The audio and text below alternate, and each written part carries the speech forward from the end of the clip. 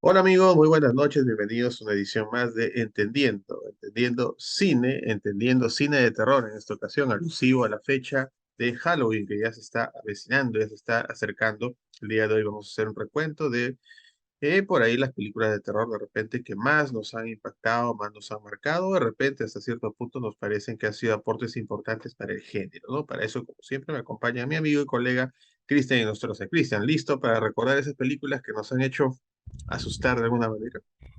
Orlando, ¿qué tal? Efectivamente, sí, de verdad podemos considerar, ¿no? El tema de cómo el cine de terror se ha hecho un lugar bastante considerable dentro de lo que es el séptimo arte y justamente, ¿no? Podemos decir que hay producciones que en cierta manera te golpean prácticamente la psicología, por decirlo así, en cuanto Sí. al miedo, en cuanto a se podría decir, a los escalofríos, ¿no? El impacto que genera, ¿no? Claro, hay distintos, vamos a decirlo así, ¿no? Distintas formas en las cuales se ha trabajado el terror. De distintas ópticas, ¿no? Distintas escuelas, vamos a decirlo así, hasta podemos decir, ¿no? De que el terror estadounidense, por ejemplo, a diferencia del terror o del cine de terror asiático, distan muchos aspectos o dista mucha diferencia, ¿no? Y bueno, creo que las adaptaciones que en algún momento se hicieron son testigos de lo que podríamos decir, ¿no? Esta diferencia y estos intentos por querer recrearlo.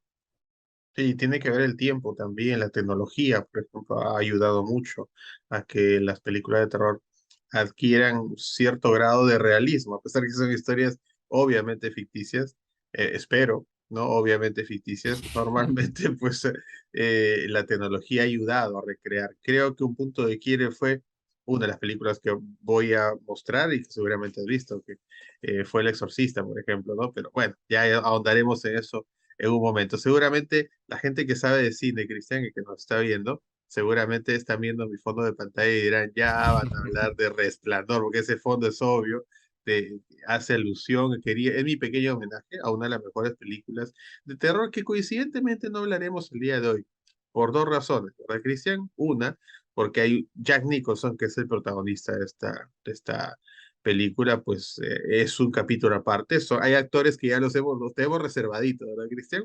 Ujú. Por ahí como para tener un ciclo específico de ellos. Jack Nicholson, hablábamos la otra vez también de otros actores en sí bueno, a nuestro parecer, ya saben que esto es muy subjetivo, el programa que hacemos de todo corazón, pero subjetivo, pues nos gustan, nos parecen excelentes actores y ameritan programas especiales para ellos. Así que vamos a observar todavía esta película. Aparte que de por sí esta película es un análisis, requeriría un análisis muy complejo y hoy día vamos a hacer un análisis no superficial necesariamente, pero sí Ujú. relativamente rápido, relativamente fluido, vamos a decir así, no nos vamos a detener demasiado de repente en cada película, porque son varias, ¿verdad, Cristian? Ujú. Exacto, ¿no? Vamos a hacer, como tú mismo lo dices, un recorrido así bastante, bastante, como, no frío, por llamarlo de alguna forma, ¿no? Sino netamente, ¿no? Vamos a darle ahí su lugar a cada película que vamos a tratar. Exactamente. Va a ser no muy técnico ese análisis de repente, más que nada de corazón, más que nada va a ser el video más aficionado que hemos hecho de repente, por llamarlo de alguna manera. Y empezamos con una que te la dejo totalmente porque no la he visto, te confesaré, ¿ya? Pero si viene tu recomendación, estimado amigo, seguramente hay cosas interesantes en esta película. ¿Cómo se produce esto? ¿Haxan, algo así? Bueno, sí, algo así, Haxan. No Ujú. sé, bueno, si será la pronunciación correcta, ¿no? Pero bueno, yo más o menos la pronuncio de esa forma, ¿no? Es del cineasta danés Benjamin Christensen, es de 1922, es una película muda, ¿no? Eh, y algo que ahí yo rescataría es la riqueza, y justamente, ¿no? Eso es algo que yo anteriormente, en anteriores ocasiones, ¿no? He reparado, ¿no?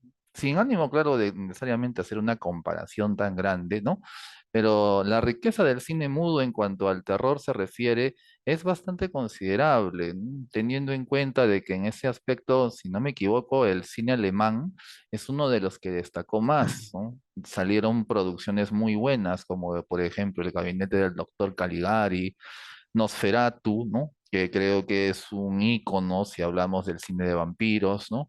Y bueno, esta película que es un ejercicio interesante de, como le suelen llamar, falso documental, ¿no?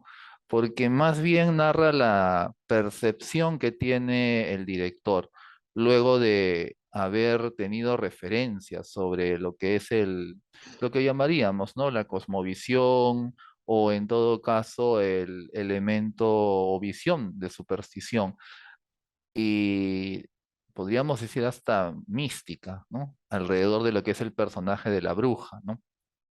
Y la lleva, se podría decir, a un escenario bastante entre científico y delirante con esta propuesta, en donde justamente, ¿no? Y por ahí he leído de que eh, él antes de esto leyó y se inspiró un poco en un libro que es bastante conocido en cuanto a lo que fue la época o la famosa y tristemente famosa época de persecución de brujas, ¿no?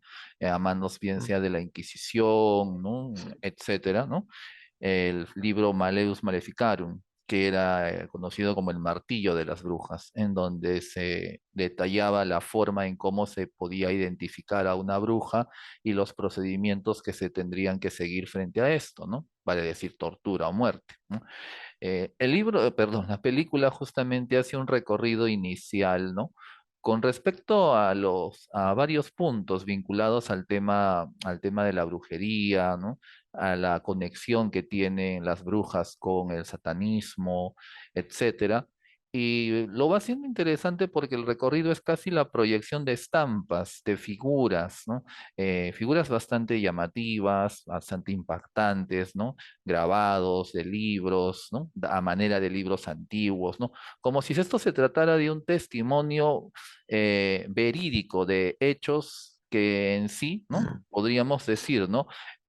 Transmitían una realidad, pero una realidad que más que nada era propio del delirio o propio de la superstición de la época, ¿no? De la época medieval, ¿no? Y de la época en la cual reinaba, se podría decir, la creencia de que si algo me pasaba, ¿no?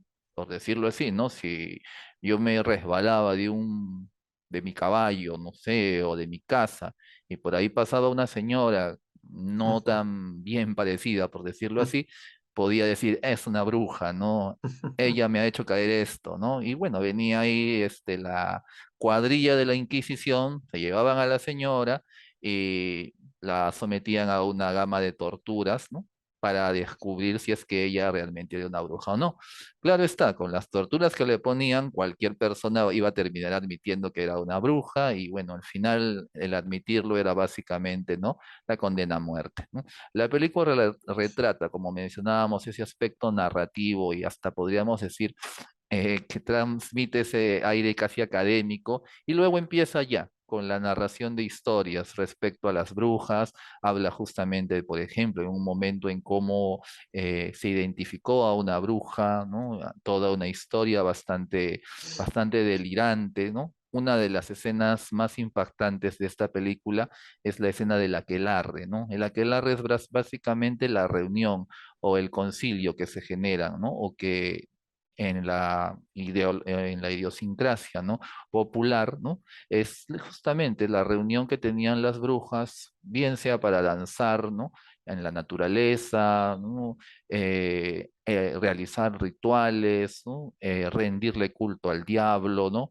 El famoso rito que en ocasiones se habla, ¿no? De besarle el trasero al diablo o recibir la huella del diablo, para con los recursos de la época, la escena que se crea y que recrea, ¿no?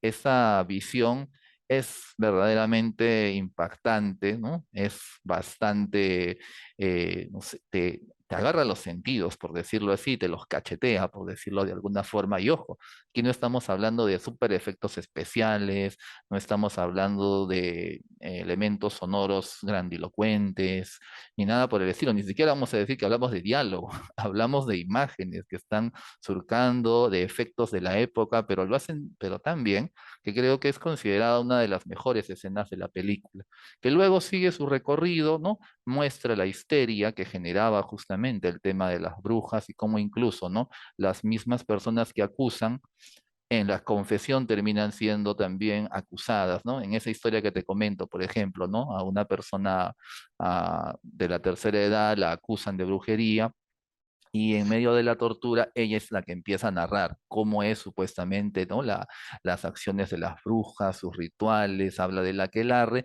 y en una de ellas, justamente, en una de esas historias, habla de que las personas que le acusaron, que también eran mujeres, también eran brujas, porque también las había visto en ese ritual. Entonces eso enciende la alarma de la Inquisición va a la casa donde están las personas que acusaron a esta señora y las agarran y se las llevan. Posteriormente van por una última que se había quedado ahí porque ésta había tenido contacto, ¿no? Con un sacerdote, con un monje y lo había tocado.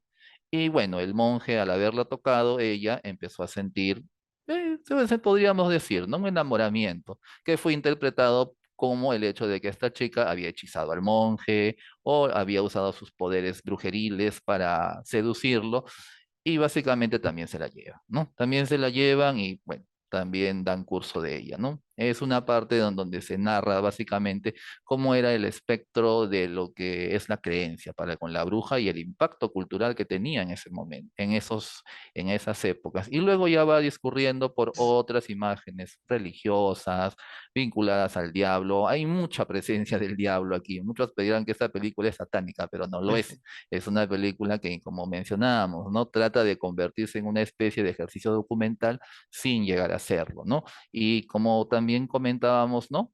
Es bastante interesante que desde el cine mudo se haya lanzado una Así propuesta es. que al final, no necesariamente, como algunos dicen ahí, es una película de terror, porque más que nada es, como mencionábamos, ¿no? Casi un ejercicio histórico, entre comillas, pero las imágenes, ¿no? La tratativa del tema, ¿no? Incluso casi en la última parte ya se habla más de la época contemporánea, ¿no? Y la correspondencia entre el delirio de la época atribuido a lo que sería la religión y la parte psicológica, aunque se ponen un poco psicoanalíticos.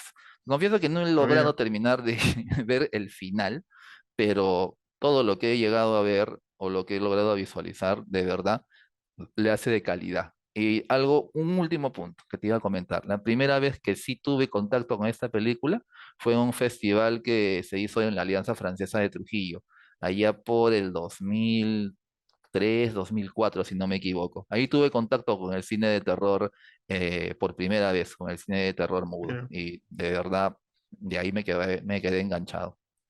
O sea, tú de niño no veías cine de terror. Sí veía, pero como que me daba un poquito de reserva en cierta Eh, forma, ¿no?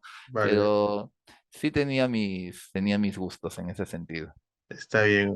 Oye, ojalá que vuelvan, ¿no? Si nos están escuchando la gente de la Alianza Francesa, si no lo están haciendo, vuelvan a hacerlo y si lo están haciendo, difundan más, porque no nos enteramos, al menos por Pa- acá, mucho de eso, ¿no? para buena suerte, esa película está completa en YouTube, incluso con dos links. Eso te iba a Sí. preguntar si dónde se lo podía ver y bueno, ya está. En YouTube está, Ujú. gratuito para todo el mundo, democratizando el cine. Muy bien, Cristian. Genial. Pasamos entonces a la siguiente, ¿no? Entiendo que es una película, obviamente, un poquito más cercana a nuestros tiempos. ¿Quién no ha escuchado hablar del famoso Demian, ¿no? Famoso Demian. Bueno, el título original de esta película, The Omen, años 76, éxito en su momento, taquillazo en su momento también, y que nos trae la figura, podríamos decir hasta cierto punto, y en el buen sentido, por favor, gente religiosa, emblemática, porque de algún modo se convierte así, del famoso anticristo, ¿no? ¿Cuánto, no sé hasta qué punto, amigo, tendría que ver esto? Yo me acuerdo que hubo una época que se hablaba mucho de la figura del anticristo, que ahora ya se ha olvidado, menos mal, y ya la gente no lo comenta más, ¿no? Que en algún momento va a llegar el anticristo y lo relacionaban, y me acuerdo que salían documentales de Nostradamus hablando del anticristo en su momento, que Napoleón había sido uno, que Hitler había sido el segundo y el tercero estaba por venir. En los noventas está ya la guerra del Golfo Pérsico, ¿no? Y el tercer anticristo era en ese tiempo Saddam Hussein. Ya a estas alturas me parece que el anticristo era propaganda gringa, ya me estoy volviendo ya medio paranoico con todo esto. Pero bueno, sin desviarnos del tema, ¿qué nos puedes decir ahí de esta gran película? Es una muy buena película, de hecho. La verdad, cuando tú ves el rostro de este niño, creo que te podrías imaginar todo menos Sí, lo que encarna, ¿no? Pero para los que ven la lo buena película, onda. sí, pero para los que han visto la película, ¿no? Y hablamos del clásico, ¿no? De la original, pues ese rostro y las apariciones que tiene a lo largo de la película verdaderamente son bastante impactantes, ¿no? Sobre todo las miradas y la combinación que hace con ciertos personajes que van apareciendo. Una de las escenas que más recuerdo es cuando, por ejemplo, está esta nana, si no recuerdo, Ajá, institutriz que se el lanza y carrito. dice, Dave, Dave, hago esto por ti, y se lanza y Ah, se claro. ahorca, ¿no? Delante de todo el mundo, ¿no? O también sí, la parte del carrito también, que en cierta manera me hace recordar un poquito a una escena del Resplandor, en donde él está manejando, donde Damian Tal está cual. manejando un triciclo, pero el golpe que va es directo hacia su mamá, ¿no? A mamá adoptiva, mejor dicho, ¿no? Sí, yo me Y que acuerdo del termina... perro mucho también. No, el perro es emblemático. El Ese perro perro, negro. ese perro a mí me introdujo a conocer por primera vez a los Rottweiler y desde ahí le Respeto, tengo, respeto. le tengo Respect. un cierto respeto, en Vaya cierta a ser el de forma. la profecía, ¿no? Si te encuentras con un Rottweiler por ahí. Sí, aunque me caen bien también, he aprendido a que me caigan bien y ya no les tengo tanto temor, pero igual cuando los veo, no, es un poquito difícil desprenderlos de la alusión que se tiene con esta película, que de por sí es un terror bastante, bueno, podríamos decir, ¿no? Una mezcla entre el terror psicológico y también el terror visceral, ¿no? Porque hay escenas bastante fuertes dentro de las que van recorriendo, ¿no? Hay mucho misterio acerca, ¿no? De él justamente, ¿no? Descubriendo, ¿no? Quién es, ¿no? Este personaje, ¿no? Este niño al cual, ¿no? Lo dan en adopción, porque la película arranca, si no me equivoco, por esa parte, en donde dan en adopción a alguien, porque el padre, ¿no? El protagonista, que si no me equivoco, había perdido a su hijo y justamente, o en todo caso había desaparecido, ¿no? Ni mal no recuerdo, ¿no? Y justamente les dan a este niño, ¿no? Es a grandes rasgos, porque un poquito se me van algunos aspectos en ese sentido, pero es cuando comienza lo que llamaríamos una especie de inicio casi idílico, ¿no? La familia clásica o la imagen de la familia típica estadounidense, ¿no? Más aún ligado a un personaje de poder, un personaje muy bien interpretado por un actor súper clásico que es Gregory Peck, ¿no? Que justamente interpreta, ¿no? Al papá de Damien y que a la larga, ¿no? A medida que la película va recorriendo, ¿no? Su camino, esa figura idílica va destruyéndose totalmente porque aparecen tantas cosas, ¿no? Tantos escenarios, se podría decir, ¿no? Tanto dolor, tanto miedo, ¿no? Que todo se va, como se dice, se va derrumbando hasta que al final se va descubriendo qué era lo que estaba justamente, ¿no? Detrás de todo lo que ocurría, ¿no? Se va descubriendo quién es en realidad Damien Thorne, o Thorne, no, la pronunciación no me sale bien, Ujú, pero se va descubriendo la identidad, ¿no? Y ahí es donde sale justamente, ¿no? El tema del anticristo, ¿no? Las dagas que le dan los sacerdotes para matarlo, ¿no? El final que es muy bueno, ¿no? Es un final que podríamos decir, ¿no? No es un final feliz, ¿no? No, bueno, no sé si acá spoileamos o no spoileamos, pero bueno, de acá lo puedo decir, no es un final feliz ni nada por el estilo, ¿no? Bueno, no feliz al menos para los demás, para Damien sí es un final feliz, claro está, pero Él sí sí, está recontra. es un clásico. Sé que se ha hecho un remake, no lo he visto. Sí. Sé que, bueno, hay actores que son bastante buenos en los personajes protagónicos. He visto al niño que interpreta a Damian. No tengo ánimos de comparar, pero lastimosamente lo voy a tener que decir. No se compara la mirada que tiene con la mirada que transmite este Damian, ¿no? Ojo, tengo que, ojo que en tenía que decir. actuaciones de niños tiene mucho que ver el director, ¿ah? Según tengo Eso entendido. O sí, sea, el director es quien dice, mira, tienes que hacer eso, dirige mucho a los niños, más que actores consumados, ¿no? Tú hace un rato te iba a decir Robert Mitchum, pues me estaba confundiendo, era Gregory Peck. Gary Peck, Palabras sí. mayores, nos ponemos de pie, porque es un actorazo, ¿no? Actor clásico de esa época dorada, ¿no? Como tú decías, y que hace el papá, ¿no? Hay escenas que se quedan grabadas, ¿no? Hablábamos del ciclo, hablábamos del perro. Yo me acuerdo la escena final, que yo sí lo vi niño, ¿no? Bueno, ya se darán cuenta que en mi casa había poco control parental, ¿no? Con el tema de la televisión. Esta película no era para que la vea un niño Yo también todavía. la vi niño, tengo que confesarlo. Vale, Por eso es bueno. que esta película aún la tengo que ver con la luz prendida. No la puedo ver con la luz apagada ni Y, nada. y por algo estamos acá los dos comentando este tipo de películas seguramente, ¿no? Con nuestros pequeños traumas por ahí. Pues la escena del papá buscando, vamos a spoiler un poco, ¿ya? Voy a pedir perdón por dos cosas. Primero, porque ya la gente que nos sigue por ahí ya sabe que spoileamos. O sea, acá hablamos ya de películas ya terminadas, no son estrenos ni nada de eso. Y segundo, de que va a haber obvias, películas que bueno, la palabra sería, en este caso, a ver si me ayudas, obvias omisiones, digamos, ¿no? Porque, por ejemplo, y me habla de esta película y yo rápidamente me acordé de otra gran película de género, que es El bebé de Rosemary, que está de algún modo emparentada, inclusive en la historia del anticristo, que Ujú. es el enviado de Satanás a la tierra, que viene a gobernar, no sé, a dominar, y a convertir esto en un infierno prácticamente. De eso trata. Y voy un poco a la escena que te decía, grandísimamente actuado, obviamente, por el gran Gregory Peck, donde él tiene que justamente con esas dagas que has mencionado, matar a quien hasta hace poco tiempo era su hijo, ¿no? Y su hijo querido, y con toda la ilusión que él tenía, bueno, obviamente era adoptado, pero igual él quería, pues, ¿no? Tener su hijo y criarlo y todo eso, ¿no? Y esa escena donde él sufre justamente y termina siendo vencido, ahí está el spoiler, termina siendo vencido lamentablemente y no logra su cometido. eh, Se entiende que toda la humanidad lo lamenta, ¿no? En sí, esa escena me quedó también bastante, eh, me creó un desazón de alguna manera, siempre esa escena, ¿no? De decir, caramba, en esta película el mal sí triunfa, ¿no? Uno acostumbrado a ver películas light, ¿no? De que, oye, lo bueno siempre gana, en esta vez no. Esta vez el diablo ganó, se puede Ujú. decir, ¿no? Gran película. Curiosamente, el director es el mismo que dirigió Superman. Oh, ok.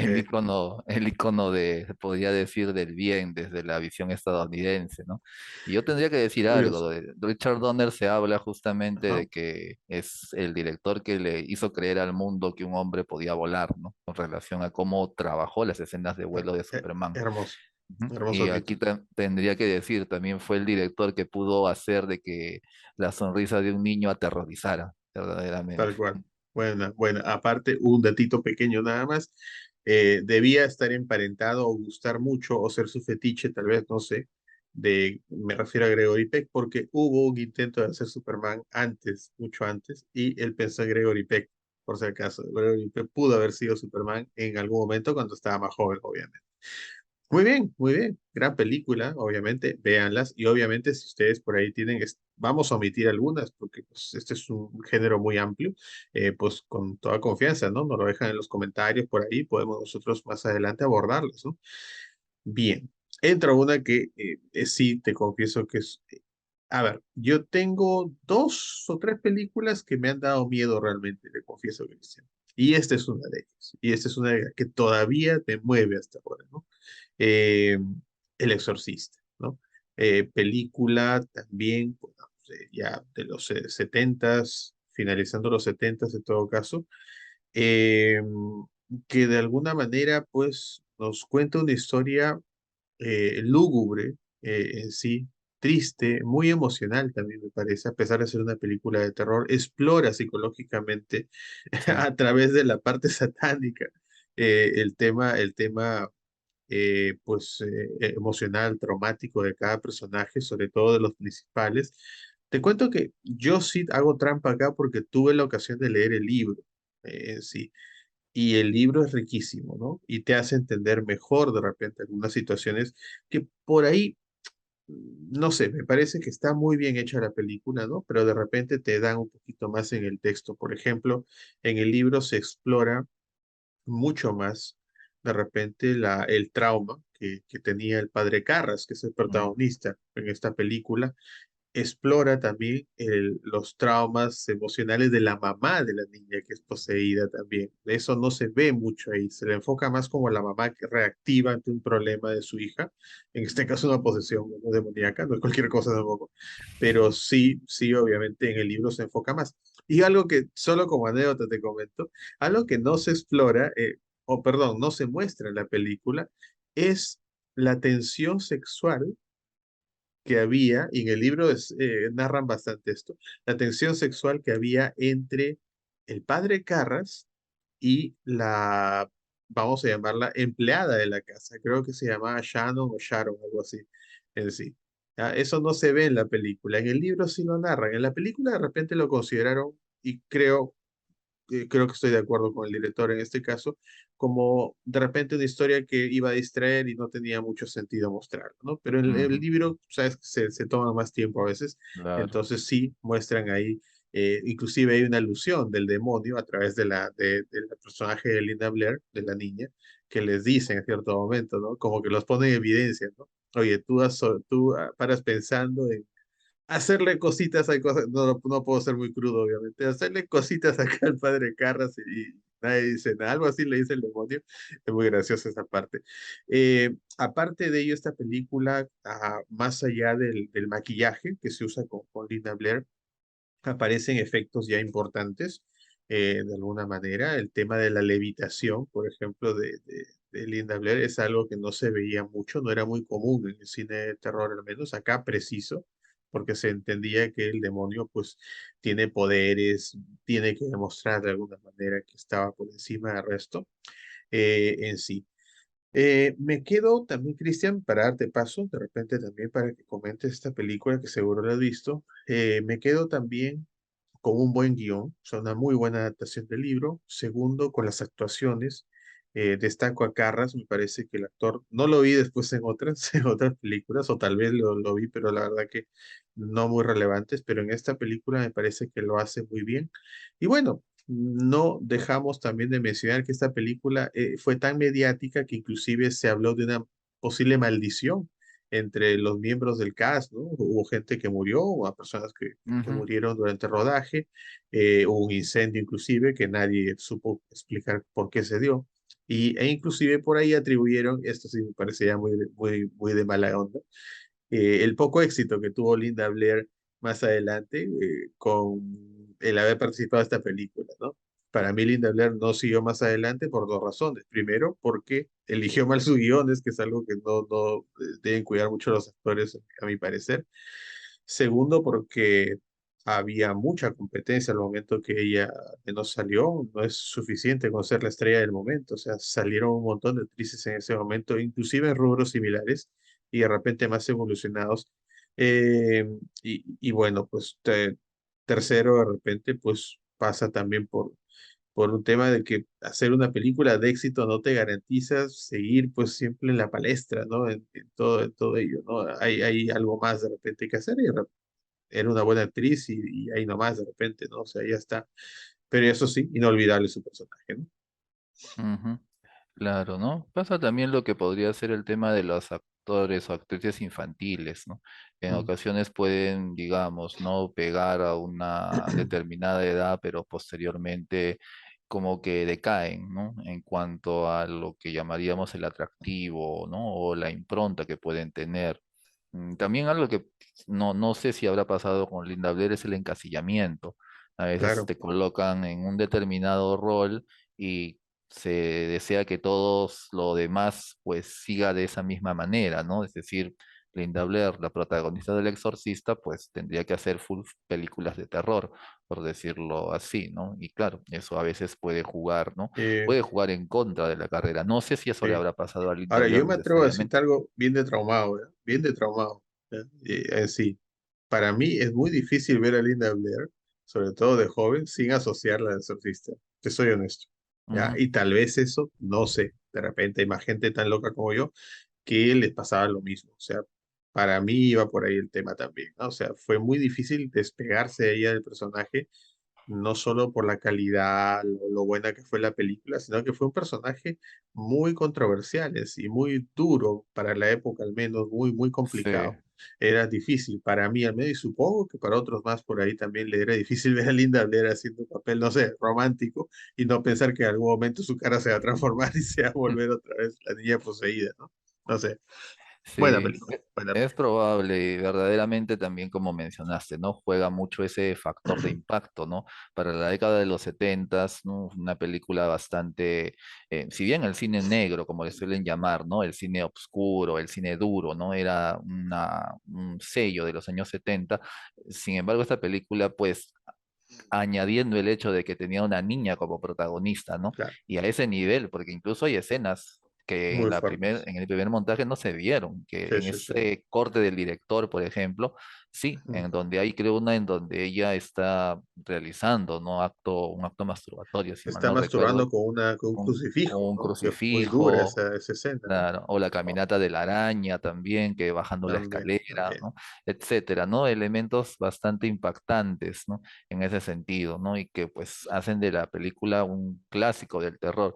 Justo mencionaste al bebé de Rosemary. Yo, podríamos decir, en mi ranking personal de películas de terror de esta época, pongo estas tres como una especie de trilogía básica, ¿no? Puede Y ser. claro, me estoy saltando títulos grandes también, pero por el impacto que generan, ¿no? Porque el bebé de Rosemary es más psicológica, a mi parecer, ¿no? Ujú. No es tan visual, ¿no? El exorcista es también psicológica, pero el efecto visual Ambas. es bastante poderoso, ¿no? Sí. Y con la profecía o The Omen, ¿no?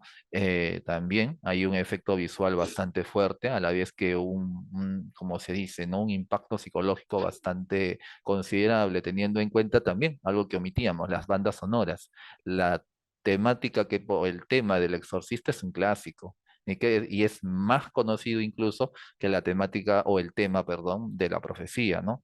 Aunque el tema de la profecía es escalofriante, por decirlo Sí, ha así. Es trascendido también interesante y bastante. escalofriante, pero el del exorcista es hasta en Rington lo encuentras. Sí, tal cual, tal cual. Muy bien, muy bien. Ok, si no la han visto, sobre todo la gente más joven que no ha visto buen cine de terror, esta es tu película, entonces ya nada que... Bueno, voy a ser desdeñoso, pero mejores películas de exorcismo que estas, no sé, yo no he encontrado, y las he visto todas, buscando por ahí el terror. Yo sé que por ahí tú tienes algunas por ahí que consideras de calidad, yo también, pero al nivel de esta, no sé, de repente estoy siendo muy romántico. Muy bien. Pasamos a la famosa Poltergeist, ¿no? Película del año 82, director Tobe Hooper. A todos nos ha quedado esa imagen de la niña, pues, en contacto con un demonio a través de la televisión, la aparición, acá también, pero bueno, ya son los 80s y ya la parte de efectos visuales ya se estaba manejando un poquito mejor. Poltergeist maneja mucho más recursos de este tipo. Eh, en sí, también agregaríamos, antes de dejarte ahí, Cristian, comentar esto, esta película, pues que también había una especie de maldición, ¿no? Inclusive la pequeña, bueno, falleció relativamente joven, inclusive, ¿no? Acentuando esta leyenda sobre Poltergeist, que también se dice que su elenco terminó maldito en sí. Muy bien, cuéntanos un poquito de Poltergeist. Sí, justo estaba buscando el nombre de la chibola, es Caroline, ¿no? Mi Caroline. nombrecito resuena cuando lo vuelvo a escuchar. Mm. Esta escena casi se podría decir una de las más representativas, donde ella está justamente comunicándose a través del televisor con esta especie de dimensión o esta especie de mundo donde habitan podríamos decir, espíritus o demonios, ¿no? Y como hay un momento en el cual de la imagen sale una especie de mano de energía o mano eléctrica que hace contacto con ella, ¿no? Es un ejercicio de terror bastante interesante, fue marketeado, pero en la época a un nivel bastante considerable, ¿no? Sobre todo porque el nombre de Steven Spielberg estaba ligado. pero más como productor, si no me equivoco. Yo siempre me confundía, pensaba que él había dirigido, ¿no? Pero ya luego me fui tomando cabo de que no, no fue así, pues hay otro director, pero Spielberg estaba ahí rondando y era la época justamente en la cual Spielberg ya estaba levantando, ya había levantado, ya tenía buenas producciones en, que habían estado en cartelera. Tiburón, Encuentros cercanos del tercer tipo, E.T., si mal no recuerdo, también iba por esta época. Ya estábamos hablando de un hombre de peso dentro del cine, ¿no? Y bueno, surge este ejercicio de terror bastante, bastante interesante, ¿no? Planteando igual, ¿no? Una historia que comienza casi sana, por decirlo así, ¿no? Una familia que está comenzando un proyecto de vida, la compra de una nueva casa, ¿no? El adaptarse a ello, y de repente comienzan a pasar cosas raras, ¿no? Se empiezan a mover muebles, ¿no? Se empiezan a caer platos, hasta lo toman como una especie de broma, hasta hacen juegos, si mal no recuerdo, en la primera parte de la película.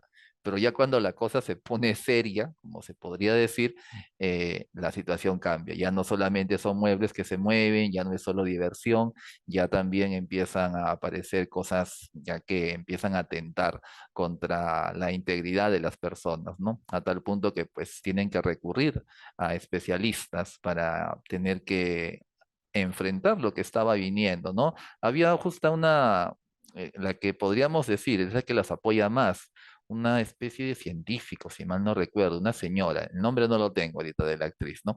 Pero es la que al final termina dándoles un grado de ayuda, ¿no? Para poder retar a esto que estaba encarándolos, ¿no? Y ya luego también se va viendo el tema de que lo que había ocurrido es que las casas donde ellos vivían estaban construidas debajo de lo que había sido un cementerio indio, si mal no me Ujú, equivoco, ¿no? sí, sí, Y además también estaban ligados a escenas o situaciones en donde había habido sufrimiento. Hay claro. un personaje que era una especie de predicador, si no me equivoco, que era el que estaba, podríamos decir, ¿no? Atando a los demás espíritus porque ya en la época en la cual estaba vivo, generó ese grado de poder, a tal punto que esto había trascendido, ¿no? El mundo de la muerte, ¿no? Caroline era una especie de nexo, se podría decir, porque tenía si no me equivoco, un tipo de don, ¿no? Porque también aquí algo que, si mal no recuerdo, el personaje de su abuela es la que reconoce ello, porque también lo reconoce en sí misma, ¿no? Si no me equivoco, ella se llega, no recuerdo si es en esta o en otra, en una secuela, se llega a sacrificar por Caroline, ¿no? Para servir de guía justamente a los espíritus, ¿no? En ese caso, creo que me estoy confundiendo con la secuela, no lo tengo muy en claro, pero sí recuerdo que el personaje de la abuela en algún momento le llega, ¿no? A comunicar, ¿no? Que ella también tenía esas habilidades, incluso la mamá también lo tenía, también tenía ese tipo de habilidad para contactarse con seres podríamos decir, ¿no? Seres del mundo de la muerte, seres de ultratumba, etcétera, ¿no? Destaco bastante los efectos visuales, ¿no? Bueno, si Spielberg está por ahí, de hecho que tiene que haber efectos visuales interesantes, por decirlo de alguna forma. Y también este otro punto que mencionaste, ¿no? El hecho de que es una película que también ingresa dentro de este club de las películas malditas, por decirlo de alguna forma, ¿no? Por X situaciones que se ligaron a ello y que terminan siendo interpretados de esa manera. Como mencionaste, ¿no? También hubieron hechos similares a los del Exorcista. Aquí la actriz murió a temprana edad, ¿no? Etcétera. Y de ahí se construye toda esta mítica que al final, y aunque suene algo, podríamos decir, tétrico, alimenta la leyenda de este tipo de películas, ¿no? Si bien esta podría ser considerada una de los clásicos del cine de terror de los 80, quizá no la más masiva, por decirlo así, pero sin embargo es un film que deja huella para la época, ¿no? No solo por los efectos, sino también por todo lo que la misma producción trajo consigo. Ujú. Zelda May Rubinstein es la actriz que hace de la Medium, una actriz que tenía una característica, para mí actúa muy bien. O sea, la película se roba Sí, por momentos la película. Obviamente no la vimos después y acá hay que ser, bueno, claros, sinceros, no, sin querer obviamente sonar duros, pero ella padecía de enanismo, medía 1,20 m, algo así, y seguramente eso más en esa época todavía la limitó de hacer otro tipo de roles, porque como actriz para mí una actrizaza, la verdad, muy bien su rol en esa película. Eh, para ir cerrando el tema de Poltergeist, por ahí también señalar que ha servido de inspiración y ha sido influencia inclusive para otras series más actuales de repente, como por ejemplo, yo no sabía esto, ¿no? En la parte de Stranger Things, esta serie, estos niños que están en Netflix, por ejemplo, hay escenas que de algún modo se han calcado y algunos monstruos que por ahí han tenido cierta inspiración, al parecer por influencia de los directores de esos Ujú, capítulos en todo caso, ¿no? claro. Interesante, Si no me interesante. equivoco, Stranger Things le rinde tributo a varias películas de los años 80. Sí, Si no podía no, estar exento Poltergeist, ¿no? Tal cual, sí. Sí, sí. Una serie por ahí a ver con más cuidado, ¿no? Esos homenajes que ha hecho, ¿no? Hasta musicales, inclusive, me parece bien sí, interesantes que por ahí habría que darle un vistazo, ¿no? ¿Viste la última temporada? ¿Llegaste a verla? ¿La última? no, Ya, todavía, pero recuerdo está que legal, ¿ah? Mírala. hubo algo que corrió en internet y fue el hecho de que se usó una canción de Metallica y hubo una crítica, pero no sé, la razón en general no la llegué a comprender, pero hasta tuvo que salir el mismo grupo, creo, y, ¿Ah, sí? y respaldar el hecho de que se haya usado la canción y todo ello, ¿no? Bueno, ya creo que ya es un tema ya entre lo que es, bueno, la producción, los fans, ¿no? Los que no son fans de la serie, ¿no? Y todo lo que ya conlleva ese tipo de situaciones. Pero curiosas, claro, y parte Ah, de lo que es el fenómeno de medios, el fenómeno de los streaming, entre otros puntos. sí, sí, sí. Con el Should I Stay, Should I Go, con esa para mí ya es suficiente, con lo que hicieron, reactualizaron prácticamente ese tema de Clash. Muy bien, pasamos entonces a la siguiente película y entramos un poco al mundo de vampiros. Entramos al mundo de vampiros, un mundo que a mí me gusta mucho, te confieso, ¿ah? Es más, también de niños no había control parental, ya lo hemos dicho hace un momento. Me veía todas las películas de vampiros junto con mis hermanos, todos aterrorizados, todos traumatizados, películas inclusive de bajo presupuesto, ¿no? Me acuerdo de una película, no está acá, porque ya creo que nuestro ranking está siendo pues bastante variado, lo que quieran, pero tampoco podemos caer tan bajo. Hay películas de tan bajo presupuesto, me acuerdo de, ¿tú has visto Starkey Hatch? O sabes de qué trata, más o menos, ¿no? Es una serie policíaca, ¿no? Me Ujú, acuerdo que el actor es rubio, ¿no? Creo que hace de Hatch. Hace su película de vampiros, pues, ¿no? Una película vea malita, pero que daba bastante miedo, ¿no? Era la época de películas de vampiros, ¿no? Y el año 98 aparece esta película que se llama John Carpenter's Vampires. Obviamente tiene que ver con el gran director John Carpenter y bueno, te la dejo acá, estimado. Uno de los directores también creo que más, podríamos decir, ¿no? Representativos de del cine de terror, ¿no? Del cine incluso, ¿no? Cine oscuro, por llamarlo así, ¿no? Junto a otros como George Romero, el de La Noche de los Muertos Vivientes, ¿no? Un clásico del cine en cuanto a el temática zombie, temática de terror en general, o Wes Craven, que si no me equivoco es el director de Pesadilla, ¿no? De Pesadilla. Pesadilla en el Street, con el personaje icónico de los 80, Freddy Krueger. Krueger. Carpenter aquí verdaderamente ofrece un retrato muy, eh, podríamos decir, ¿no? Muy bueno, muy directo, muy real, vamos a decirlo así, del vampiro, ¿no? Porque muestra primero a la escena, ¿no? Y haciendo un poquito de spoiler, claro, ¿no? La escena de lo que es el grupo de cazadores, ¿no? De cazadores que se dedican justamente en nombre, o casi podríamos decir, ¿no? Como una especie de sección de la Iglesia Católica, ¿no? Cuya misión era justamente buscar nidos de vampiros y aniquilarlos, ¿no? Y se les ve justamente en su trabajo, ¿no? Se les ve bastante eficientes, ¿no? Cuentan en su equipo incluso con un sacerdote que es el que en cierta manera o bendice o en todo caso es el observador del Vaticano, ¿no? Para la labor que realizan, ¿no? Pero todo se sale de control cuando aparece este personaje, ¿no? El vampiro Valek, si mal no me equivoco era el nombre, ¿no? Que solamente en una aparición destruye al equipo él solo, ¿no? Y de lo que se vio en un primer momento de qué tan eficientes podían ser acabando con vampiros, se topan con este que los acaba, pero inmediatamente. Hay escenas Era bastante, poderoso. Sí, bastante gore en esa parte, ¿no? Un gore bastante, vamos a decirlo simple, pero efectivo, ¿no? Porque es impactante el momento en el cual el tipo llega y empieza a destrozar gente a diestra y siniestra. Al primero creo que lo parte en dos, literalmente, y se ve justo como el líder de los cazadores, ¿no? Si no me equivoco, es el actor James Woods, el que aquí trabaja, ¿no? Es uno de los protagonistas, ¿no? Se ve prácticamente imposibilitado porque todo lo que sabía y que podía darle acción, o mejor dicho, le podía dar resultados frente a él, frente a los vampiros, termina quedándose en nada, ¿no? Tienen que escapar junto a el que era el que era, se podría decir, su compañero dentro de, más cercano, su socio dentro del grupo, ¿no? Que es interpretado por uno de los hermanos Baldwin, y que al final terminan escapando, ¿no? Rescatan de la situación a una chica, a una prostituta que había estado con un grupo justamente, ¿no? De ellas en esta reunión que tenían justamente por haber celebrado el hecho de haber acabado con un nido de vampiros, ¿no? Y que bueno, al final también terminan muriendo todas excepto ella, ¿no? Termina siendo mordida, claro está, y eso la convierte en algo valioso porque la vuelve un nexo para poder rastrear y ver contra quién se estaban enfrentando. Al final termina siendo, si no me equivoco, considerado como el padre, ¿no? Claro, para los efectos de esta película, este personaje era prácticamente el padre de todos los vampiros, el primer vampiro, el original, y ya de por ahí se entendía el grado de poder que tiene. Lo que viene a continuación es toda una seguidilla de persecución, ¿no?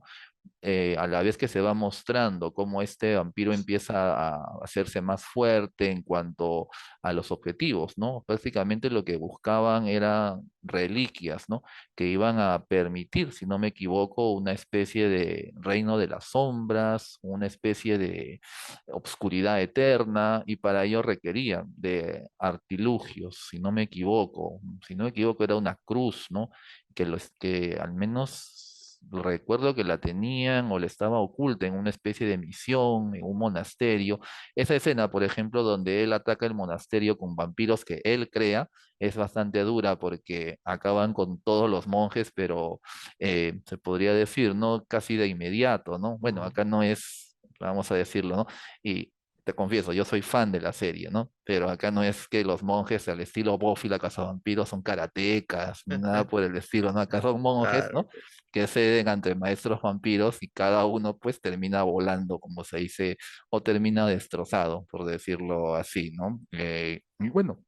La película narra justamente este choque, mientras el personaje de James Wood pues, se sigue preparando o en todo caso sigue indagando acerca de contra quién se está enfrentando. Y él mismo termina siendo parte de lo que iba a ser este ritual para poder conseguir, ¿no? O para que este vampiro logre sus objetivos, ¿no? Ritual que al final es frustrado, ¿no? La famosa batalla final entre vamos a decir, el personaje bueno y malo, ¿no?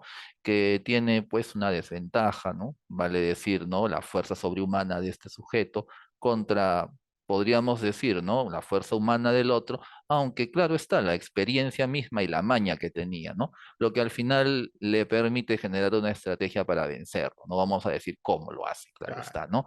No Hay spoilees partes demasiado. bastante hay partes dramáticas, hay partes, ¿no? Propias de estas películas, ¿no? Road movie, como les llaman, ¿no? En donde la carretera tiene un protagonismo propio, ¿no? El recorrido mismo, personajes secundarios muy buenos, como el sacerdote, que posteriormente llega como nuevo asesor y que prácticamente termina siendo bautizado a golpes por el personaje de James Woods, pero que al final se convierte en una parte vital del equipo, ¿no? Hay bromas, hay chistes. Es una película que tiene varios elementos o varios, se podría decir, componentes interesantes, ¿no?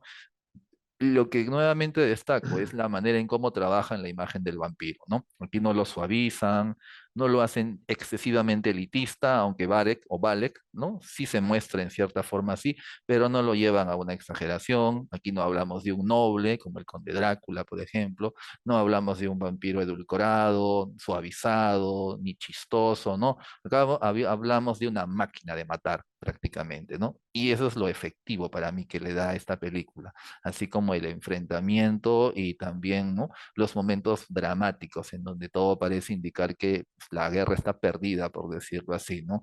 Y bueno, ese drama le inyecta componente mayor al miedo, ¿no? O al miedo al desenlace que puede tener, ¿no? En esta producción. Yo la considero Claro. dentro de mis películas sobre el género de vampiro, del cual también soy bastante afecto, en todo caso, bastante fan.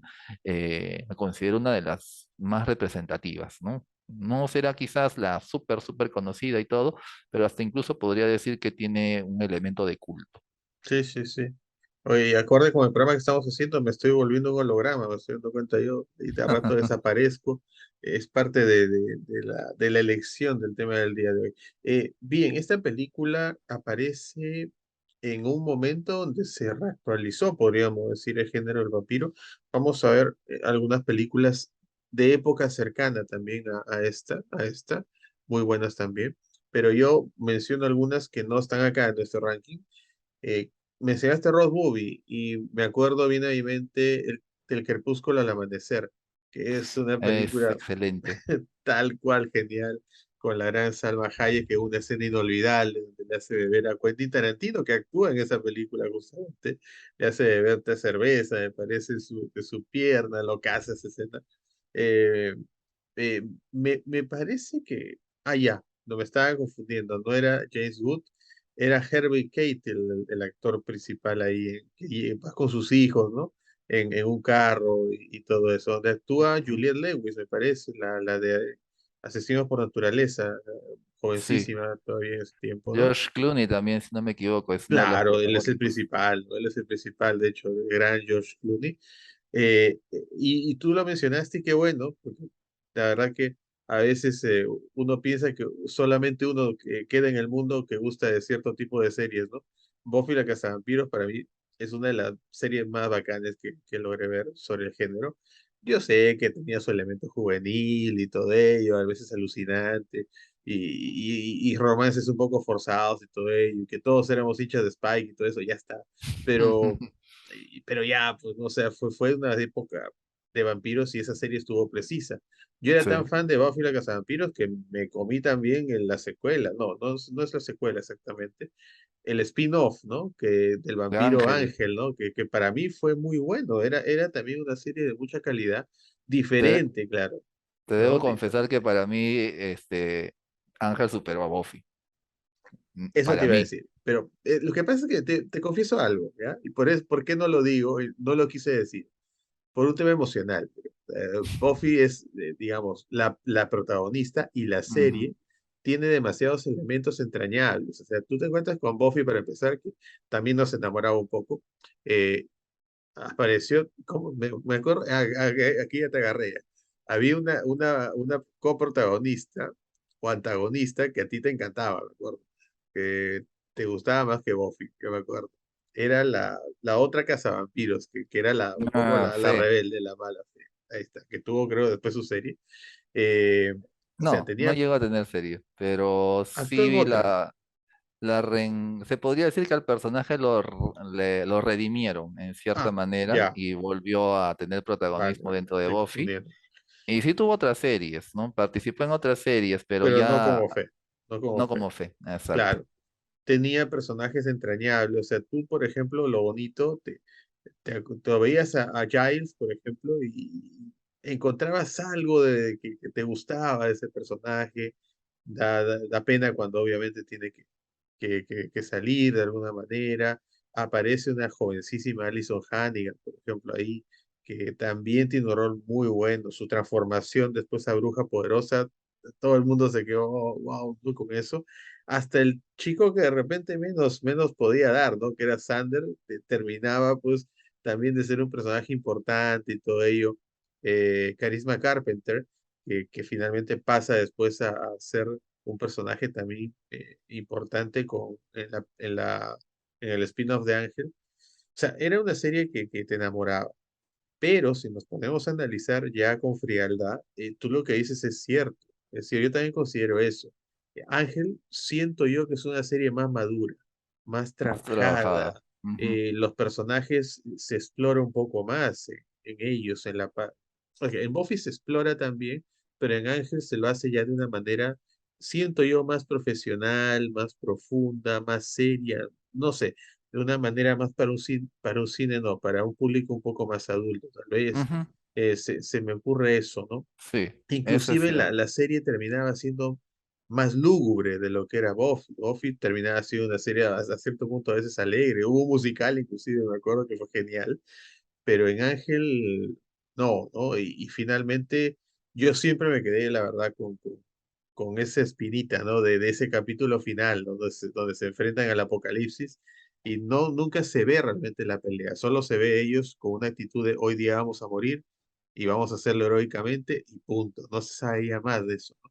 Es decir, genial ambas series, ¿no? Qué bueno que las Me, mencionaste. me parece que en Ángel y Buffy continuaron en cómics, si no me equivoco, y creo que Sí, ahí se ve seguramente, el final seguramente. o sea, se ve la continuación de Ángel, ¿no? Pero ya en cómics, claro está. Una lástima que no pudo seguir la serie. Muy bien. Vamos con los vampiros todavía, porque esta parte es totalmente vampiros. Voy a pasar esta, que yo la he metido de contrabando. Y vamos a uno de los que a mí más me ha gustado. Te soy honesto, te confieso. De la época de películas de vampiros actual, por así decirlo. Porque últimamente se han hecho, pero no muy, bueno, no tan relevantes. No quiero decir buenas o malas, pero no tan relevantes como estas. Eh, Estamos hablando de Francis Ford Coppola, pues, ¿no? Estamos hablando del ex director del Padrino, del ex, no, que estoy hablando, el director del Padrino, toda la vida lo va a ser, de uno de los directores más importantes de época, de todas maneras, y hace un Drácula basado por fin, ¿no? Por fin en el libro de Bram Sí. Stoker. Ese es el gran mérito acá, cuya grandes méritos, aparte de tener un guionazo, yo creo que está muy bien narrado. Me parece que, salvo Keanu Reeves, disculpen los fans, por favor. Es que, bueno, es una apreciación muy personal, nada más. No lo hace mal, creo. O sea, con Ford Coppola es difícil que no actúe bien, o sea, vamos, ¿no? Sino que lo ponen al lado de, a ver, para empezar, de una Winona Ryder que en su tiempo, o la gente la recuerda ahorita por Stranger Things. Winona Ryder ha sido una de las actrices más importantes, las actrices jóvenes más importantes de su época, tenía mucho futuro. Ha habido temas, obviamente, ya con ella que no despegó del todo, pero hizo películas muy importantes, con actuaciones muy brillantes. La ponen con Winona Ryder y con palabras mayores, ¿no? Con el que hace de Van Helsing, se me dio el nombre ahorita, el actor de Hannibal. Anthony Hopkins. Anthony Hawkins, ¿no? O sea, vamos, ¿no? Y ya, y más allá de ellos, el que se luce, el que te mata acá, el que te hace querer a Drácula por primera vez, creo yo, es el señor que figura ahí, ¿no? Sí, bueno, con ese maquillaje difícil, ¿no? Que lo reconozcan, pero bueno, pues él se roba la película, ni se la roba, él es el protagonista en realidad, Entonces, humaniza finalmente a Drácula en sí. Obviamente hay un mérito en la narración de la historia, pero termina dándonos un Drácula humanizado, un Drácula que tú entiendes que es malo, que es un ser inclusive demoníaco, pero terminas por momentos, a ratos, contra tu voluntad, empatizando un poquito con él de alguna manera y en algunos aspectos hasta dándole la razón, o entendiendo al menos las cosas que hacía, ¿no? Que definitivamente eran malas, ¿no? Escenas claves para acá, para mí, en todo caso, de las mejores que hay. Me salto al final, que es la primera que viene a mi mente, la persecución en caballos que hacen a la carroza, bueno, perdón, al carruaje de Drácula llevándolo ahí, es muy emocionante en sí. Eh, la escena donde él está en el castillo con Keanu Reeves justamente y la escena de las sombras, donde él está, él se manejaba de una manera y su sombra hacía otra cosa, me parece genial porque te van introduciendo ya de alguna manera el miedo a este personaje en sí. Gran película, grandes situaciones. Te dejo ahí, Cristian, para que también nos des tu punto de vista. sí, a mí lo que me encanta de esa película, no voy a claro, no voy a darle desmérito a lo que hace Gary Oldman como Drácula, ¿no? Un actor que Actorazo. en los noventas, pues era, te podría decir, tenía que hacer siempre del odiado, ¿no? Desde el profesional, ¿no? Desde esa película con Natalie Portman y con Jean Reno, en donde hace de este policía corrupto que todo el mundo quería verlo, bueno, desde mi perspectiva, queríamos verlo muerto, ¿no? Pero desgraciadamente muere, pero pero no voy a hablar de esa película netamente porque Muere, pero con un sacrificio importante, tendría ¿no? que O sea, revelar algo que a ah, mí me dolió demasiado, ¿no? esa Y escena bueno, cuando se metía a su éxtasis, ¿no? Era sí, es terrible. tremenda, pero que ya nos Pero daba sí, un actor de primera sí, que ha sí, tal sido muy cual. versátil. Verdaderamente a mí me sorprende el vuelco que da cuando interpreta a Sirius Black en la saga de Harry Potter, donde se le ve bueno. Eso fue lo que a mí más me llamó la En atención, Batman también, ¿no? ver Batman un es Gary el... Oldman, bueno, ya, eso fue como mencioné, eso fue la corona, o sea, ponerlo Ujú. como el promisario Gordon. O sea, este pata que ha sido el corrupto en el profesional, encarnar a Jim Gordon, bueno, me tragué mis palabras después, porque es una de las mejores interpretaciones que han hecho de Gordon, la verdad. Es un muy buen actor, bastante completo, ¿no? Tiene Un sus actor momentos y con, disculpa que te corte, con una experiencia muy importante y con mucho prestigio en tablas. ujú, Yo cuando recién aparece Gary Oldman, yo soy muy pesado en ese aspecto, ¿ya? Por ejemplo, voy a hacer un paréntesis, y seguro tú me has sufrido haciendo el mismo comentario siempre. Por ejemplo, cuando aparece esta chica, estoy hoy día terrible con los nombres, disculpa, la que actúa en Euphoria, en la serie de HBO ahora, que ha hecho, estado en Spider-Man, una morenita, no sé medio el nombre, Zendaya, Zendaya, ¿no? Cuando aparece la de Zendaya, Spider-Man yo, actual. claro, ella, ¿no? Zendaya, cuando aparece ella, yo la pregunta que le hago a todos es, oye, con todo respeto, pero ¿por qué hablan de Zendaya como una gran actriz? O sea, yo no conozco trabajos previos de ella, o sea, la verdad que no. Por ahí me dijeron, bueno, es actriz juvenil, de niña hecho por ahí una serie, creo, no sé. Pero a mí me parece que a veces, y acá ya saco mi conspiranoia, no se imponen a veces los críticos también, oye, este actor es bueno y porque yo te lo digo y ya ve grabándote que es bueno y cualquier cosa que haga es genial. Y a mí eso no me gusta, ¿no? Zendaya hasta a mí me parece que actúa de lo mismo muchas veces, pero bueno, ya ahí lo voy a dejar ahí. Cuando aparece Gary Oldman, yo también me hago esa pregunta, ¿no? Oye, este tipo, los críticos lo trataban con mucho respeto, ¿no? Y desde que empezó a ser el profesional, ¿eh? Nada más, o sea, sus primeros roles, por así decirlo, de repente más conocidos, me refiero, en Hollywood, ¿no? Pero en el caso de él era diferente, ¿no? Porque él venía de Broadway, o sea, venía de hacer una carrera en teatro muy respetada, sí, o sea, era considerado un actorazo que estaba también entrando a la parte del cine y bueno, también le fue muy bien, ¿no? Entonces, por ahí para marcar diferencias, ¿no? Es un todoterreno este tipo. Aparte que es británico, porque esa es Ah, es una que fue a hacer credencial. su carrera a Norteamérica, creo que con buen tino, ¿no? Porque le fue bastante bien, ¿no? En muchos Ujú. aspectos. Y ahora se entiende, pues, ¿no? Siendo británico, normalmente, no digo que todo, sobre todo ahora, pero normalmente en esas épocas, ochentas, noventas, iniciando los 2000, normalmente los actores británicos tenían una tendencia a, como se dice, ser actores de escuela, o sea, tenían una formación importante en lo que era teatro, en lo que era ser un artista, ¿no? En sí. No sé, ¿qué más decir de esta película, no? Nos Sí, abruma. algo más que ahí, como te decía hace un ratito, Sí ¿no? te Si gustó bien Keanu Reeves, seguro. Sí te en gustó su salsa. actuación. Me gustó porque el personaje de Ya, Jonathan Harker, si mal no recuerdo, ¿no?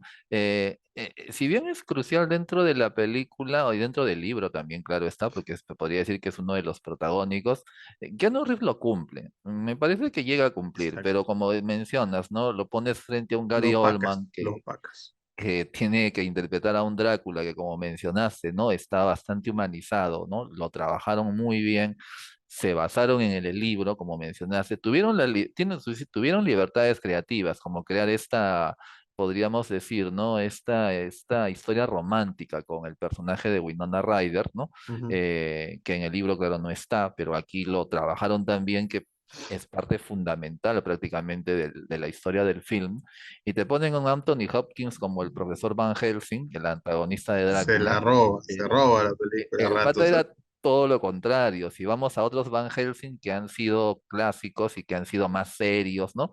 Este pata era un excéntrico completamente. Aún recuerdo la manera en cómo narra cuando, y para mí esta es una de las escenas más impactantes de la película, la muerte de la amiga de Winona, del personaje de Winona Ryder, de Mina, Esa es muy buena escena, ¿no? Lucy, cuando la encuentran como vampiro y le tienen que prender, como se dice, la estaca para acabarla, ¿no? Por lo que podía generar. A mí lo que me da gracia entre comillas, ¿no? Es que cuando Anthony Hopkins está narrando, ¿no? La muerte, cómo fue, ¿no? Están comiendo, él está comiendo, ¿no? Winona Ryder está toda asustada, ¿no? Keanu Reeves había vuelto, creo, del trauma que había tenido por haber estado en el castillo de Drácula, y cuando le preguntan cómo murió, Van Helsing es tan directo: tuvimos que decapitarla, tuvimos que cortarle así, le Sacar su metimos una corazón estaca en el y corazón, estaban lo comiendo carne. sacamos mientras comía y la carne estaba medio sangrante, ¿no? Y la cara de Winona Ryder y Keanu Reeves, el personaje de Keanu, Jonathan Harker, diciéndole: por favor, Sí, no modérese, tiene por qué ser tan crudo. no hay que ser así. No, Eh, oye, oye, y es un Van Helsing bastante humanizado también, sí, no sé, lejos de esa aura de superhéroe que nos han querido vender a veces, pero inclusive se muestra bastante sexuado, ¿no? Bastante afarador, inclusive muy coqueto, entrador. Hay una escena donde, bueno, está bella ya en su fase media vampiresca, pero oye, casi se la agarra a Winona Ryder, ¿no? Inclusive, ¿no? sí, el componente sexual es muy poderoso en esta película, ¿no? Ya, Y rescata mucho de lo que es la esencia del vampiro, sí, justamente, en general, ¿no? Una figura que en cierta forma representa la liberación de lo que llama, bueno, voy a sonar psicoanalítico, la liberación de las pulsiones, ¿no? De las personas, ¿no? Frente a todos los, llamémosle, elementos de censura o de control, ¿no? Propios del super yo, por súper decirlo de yo. alguna forma, ¿no? De aquellos puntos censuradores, ¿no? Pero con el vampiro prácticamente eso cae, ¿no? Porque es un ser que, primero que nada, es eterno, ¿no? O es inmortal, ¿no? Segundo, es libre en cuanto a dejar satisfacer sus impulsos, etcétera, ¿no? Es como una simbología para muchos, justamente acerca del tema sexual. Y en la película se ve bastante, tanto en el mismo Drácula, en escenas entre él y Winona Ryder, con el mismo Keanu Reeves, con las novias de Drácula, ¿no? Etcétera, ¿no? Es decir, ¿no? Saben llevar muy bien, ¿no? Y saben manejar muy bien esta esencia, ¿no? Esta esencia de lo sexual, y la saben trabajar a lo largo del film, ¿no? Conservando Y, el escenario de terror y todo lo que conlleva. y no olvidemos que dentro de esas novias de Drácula estaba la Ah, gran Mónica era Bellucci, ¿no? Que Mónica Bellucci. rompe cualquier super yo que puedas tener, ¿no? O sea, de hablar, ¿no? En fin, muy jovencita parecía para los fans de Mónica Bellucci, que después la hemos visto ya como actriz inventada. Es una actrizaza, más allá de ser bellísima, es una actriz muy buena también, ¿no? Malena, nunca vi esa película. Muy bien. Exacto. Muy bien, seguimos y vamos un poquito más acá de repente, ¿no? Y no solo por el año de la película, que no está tan lejos, ¿ah? De esta de Bram Stoker, Drácula, de Coppola, sino de repente, por los elementos más actuales, o sea, la filmación, el setting que dicen los gringos, ya es más actual, ¿no? O sea, se remonta a épocas pasadas, pero la narrativa, ya creo que se está imaginando qué película voy a mencionar, la narración se hace en tiempos actuales, por decir, al menos en los tiempos de los 90, ¿no? Estamos hablando de Entrevista con el vampiro, una de las películas favoritas de vampiros que yo tengo por el vistazo diferente que le da normalmente. Las películas de vampiros normalmente se enfocaban en época, por así decirlo. Normalmente eran películas en tiempos antiguos, por decirlo así, en ciertos escenarios específicos, Transilvania o cosas así normalmente, con la figura de un Drácula, salvo el Drácula de Bram Stoker, de Coppola me refiero. Normalmente era un Drácula más orientado a la parte monstruosa de Drácula en sí. Mientras que acá en esta película, que, disculpa, me he olvidado el nombre de la escritora, que es importante mencionarle en este caso. Anne Rice. Anne Rice, gracias, ¿no? Anne Rice, que es la creadora, nos muestra el lado humano, o sea, humano, el lado también, obviamente, monstruoso también, pero sobre todo nos da algo diferente, ¿no? En esta historia y bien llevada al cine, creo yo. ¿Cómo es la convivencia, el día a día de un vampiro normalmente en nuestros tiempos? ¿Cómo ellos cohabitan con nosotros sin que nos demos cuenta muchas veces, ¿no? Como, bueno, en el papel obviamente ficticio son responsables de muchas muertes inexplicables, por ejemplo, al menos en esa época, ¿no? Y cómo nos da Anne Rice la idea de que, la idea terrorífica de que en tiempos actuales, ¿no? Inclusive están por ahí los vampiros, simplemente que no se muestran o no se dejan ver. Pasan piola, como diríamos por acá. película que cuenta con, a mi modo de ver, con tres grandes actuaciones. ¿Ah? Con tres grandes actuaciones, eso es un punto fuerte de repente de la película. Brad Pitt, que sabemos que es un actor de calidad, un actor que normalmente te da la talla. Brad Pitt fue la elección por defecto prácticamente, tengo entendido, en esta película. Lo querían, sí o sí, en este papel de Louis. Era el sex symbol de esa época. No sé si Brad Pitt ha dejado de ser un sex symbol, ¿eh? Creo que hasta ahora que está tío todavía tiene su legión de fans. Eh, el segundo, que para mí yo siempre lo defenderé, y hay una historia muy interesante, ¿no? Con Anne Rice, que tú la conoces, la hemos conversado alguna vez. Ujú. Siempre lo defiendo porque mucha gente se queda con sus últimas actuaciones en películas de acción. No está mal, gana buen dinero por eso. Aparte, el tipo se mantiene a pesar de ser ya mayor. Es Tom Cruise, ¿no? También en su época, podríamos decir que rivalizando un poco el tema de sex appeal, el tema de atractivo con las féminas de Tom Cruise, ¿no? En este caso, ¿no? Bueno, rivalizando con Brad Pitt, que era el sex symbol emergente, ¿no? Mientras que Tom Cruise ya venía desde los ochentas con Top Gun y esa serie de películas que hizo, siendo una figura importante del punto de vista, digamos, de galanes, ¿no? Anne Rice no lo quería, lo manifestó públicamente, me parece que se le pasó la mano un poco ahí, se le zafó la cadena un poco a Anne Rice, porque en One se olvidó que Tom Cruise venía de hacer un nacido 4 de julio, que había demostrado cosas muy, muy importantes ahí actualmente, entre otras cosas. Creo que le puso la cruz, lo defendieron, defendieron su inclusión. Entiendo también por fines comerciales, porque Tom Cruise es un actor taquillero, ¿no? En sí. Pero lo interesante acá es que Tom Cruise da la talla, ¿no? Y la misma Anne Rice, después de ver su actuación, eh, no sé si disculpas es la palabra exacta, pero sí se retractó. Dijo que se había equivocado, ¿no? Con Tom Cruise, que su actuación había estado impecable, ¿no? Dándole a este Lestat.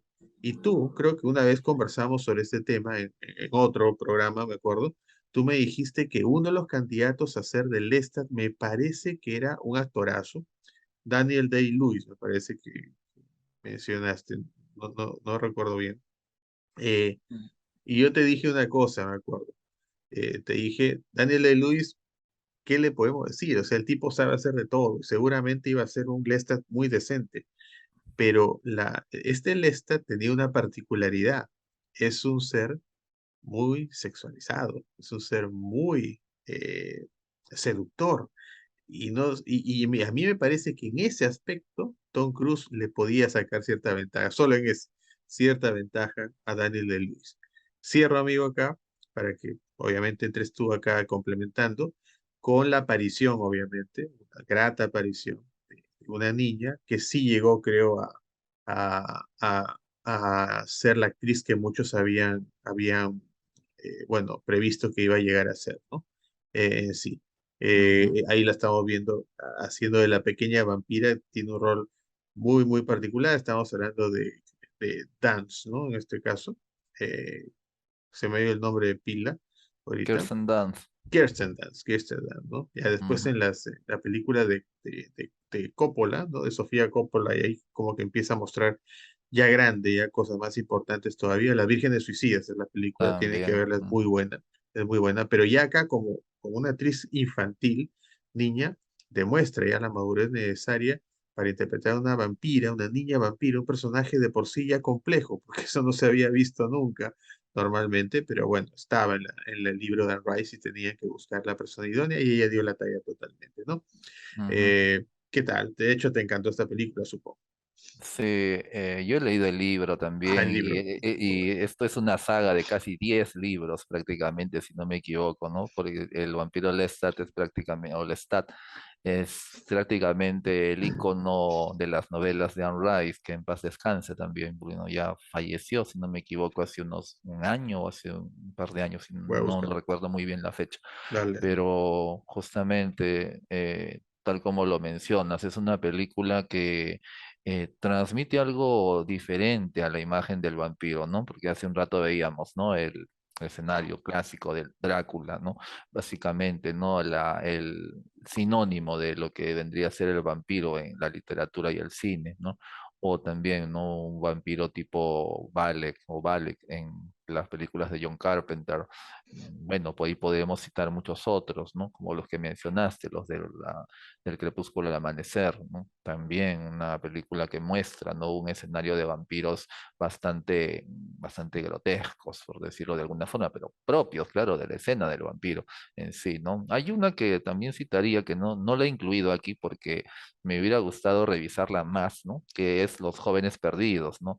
En donde actúa un bastante chibolo, por decirlo así, Kiefer Patrick, Sutherland, ujú, en Jason donde Patrick también y Kiefer Sutherland, los en donde protagonistas. se muestra un poquito la esencia de un vampiro más allegado a los tiempos, ¿no? A los ochentas, ¿no? Claro. Más, más, con una onda bastante rockera, con una apariencia bastante, justamente, ¿no? De la época, ¿no? Si no me equivoco, para mí cuando hablaste del tema de Buffy, ¿no? El personaje de Spike, ¿no? Uno de los antagonistas y luego aliados de Buffy, ¿no?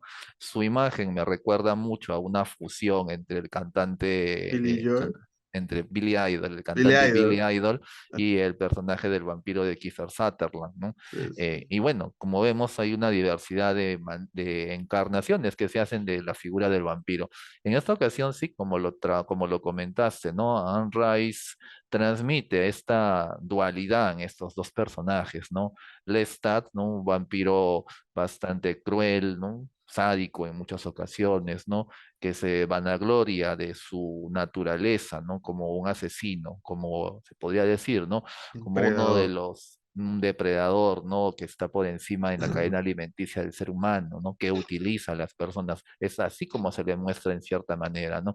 En la película y en el libro, frente a un Luis más humano, ¿no? Que conserva, podríamos decir, esta compasión, esta culpa, ¿no?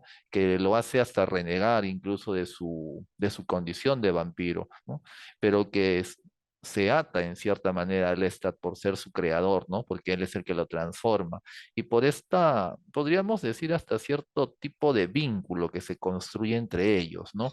Un vínculo que podríamos decir, no se explotó directamente en la película. En el libro se menciona, se hace alusión un poco más, ¿no?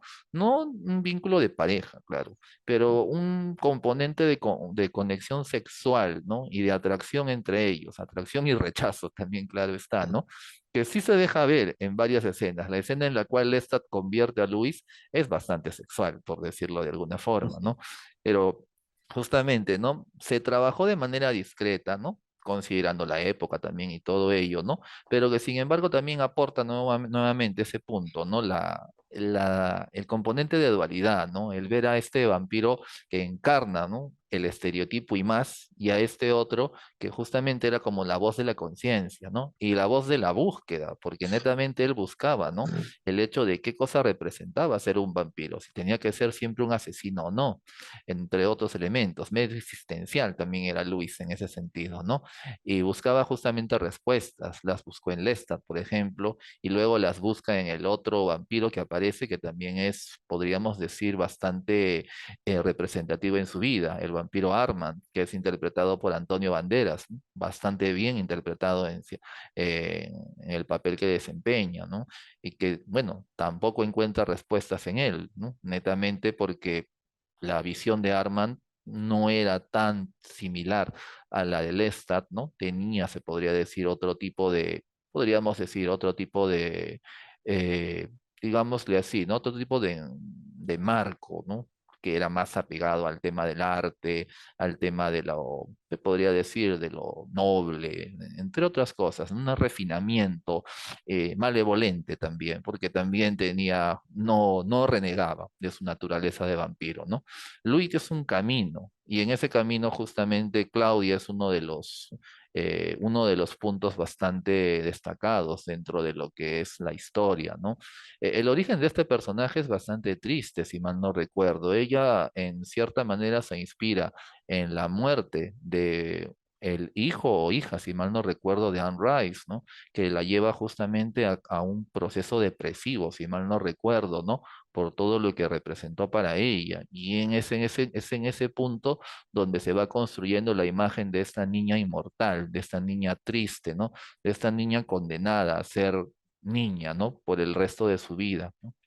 y que es como un elemento que se detiene en el tiempo y que en cierta manera es un homenaje, ¿no? A este duelo que pasó Anne Rice, pero que da a luz, podríamos decir, a un personaje bastante rico y bastante complejo, ¿no? El personaje de Claudia se debatía en la película justamente, ¿no? Porque con el pasar del tiempo experimentaba cosas, ¿no? Que no iban acorde a su edad, ¿no? A su edad cronológica, porque dado que era una vampiro, al final, pues, ¿no? La edad cronológica iba quedando de lado, por decirlo así, ¿no? Ujú, E incluso, ¿no? Era un ser prohibido, porque en la película se va viendo que no se podía convertir a una persona de esa edad en un vampiro, ¿no? Por todo lo que iba a representar, ¿no? Por las propias leyes que ellos tenían y que trae un desenlace bastante triste. El personaje de Claudia tiene, se podría decir, un final bastante conmovedor, bastante ujú. doloroso, Sí. por decirlo así. Un final que marca prácticamente a Brad Pitt y que lo lleva al personaje de Brad Pitt, mejor dicho, al personaje de Lewis, y lo lleva podría decir, al máximo de su cólera, ¿no? Cuando emprende la venganza ante todo lo sucedido. Ahí sí se desata, se podría decir, el lado de vampiro Por y fin. se desata con todo y de una manera bastante brutal, pero no con humanos, claro está, sino con otros vampiros, ¿no? Es una película muy completa, ¿no? En muchos sentidos, ¿no? Como mencionas, es interesante este salto que hacen entre la época antigua, ¿no? Una época justamente ya más, digámoslo así, ¿no? Contemporánea, pero guardando todavía antiguos usos, ¿no? Más europeos, clásicos, ¿no?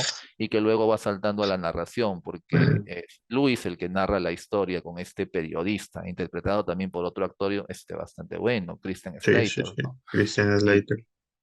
y que Oye, un ahí, Christian Slater que también, ¿no? O sea, pintaba por ahí para cosas bien importantes. Desapareció, sabemos que tuvo problemas por ahí de adicciones, es lo que se comenta. Y me dio gusto, ¿no? Haciendo un paréntesis, me dio gusto verlo de regreso, ¿no? Y por la puerta grande con Mr. Robot, ¿no? Una serie que se ha vuelto una serie culto. Ya ha terminado la serie, es muy, muy buena y hace un papel muy importante, ¿no? Me dio gusto verlo ahí a Christian Slater de vuelta, ¿no? Pero bueno, te dejo. sí, justamente como lo mencionas, es un muy buen actor, tuvo su época en la cual destacó en varias películas, ¿no? Y que aquí, claro, está, forma parte de un elenco de lujo, ¿no? Un elenco de lujo que, como también lo comentaste hace un rato, tiene a Kirsten Dunst, una niña actriz, pero que da la talla para el personaje de Claudia y para varias escenas, ¿no? Que en las cuales, ¿no? Incluso había interacciones con Brad Pitt, ella misma en alguna entrevista dijo que le daba Sí, sí. cosa tener que besar a una persona muy adulta, ¿no? Por todo, por el tema de la diferencia de edad, por el tema de que ella era niña, y etcétera, ¿no? Pero que interpretó muy bien el papel, le dio o encarnó de manera bastante, vamos a decirlo, ¿no? De una manera bastante creíble, bastante sensible, ¿no? Te despertaba cosas, ¿no? Ver el sufrimiento del personaje de Claudio, ¿no? Creo que para mí fue una elección bastante acertada, ¿no?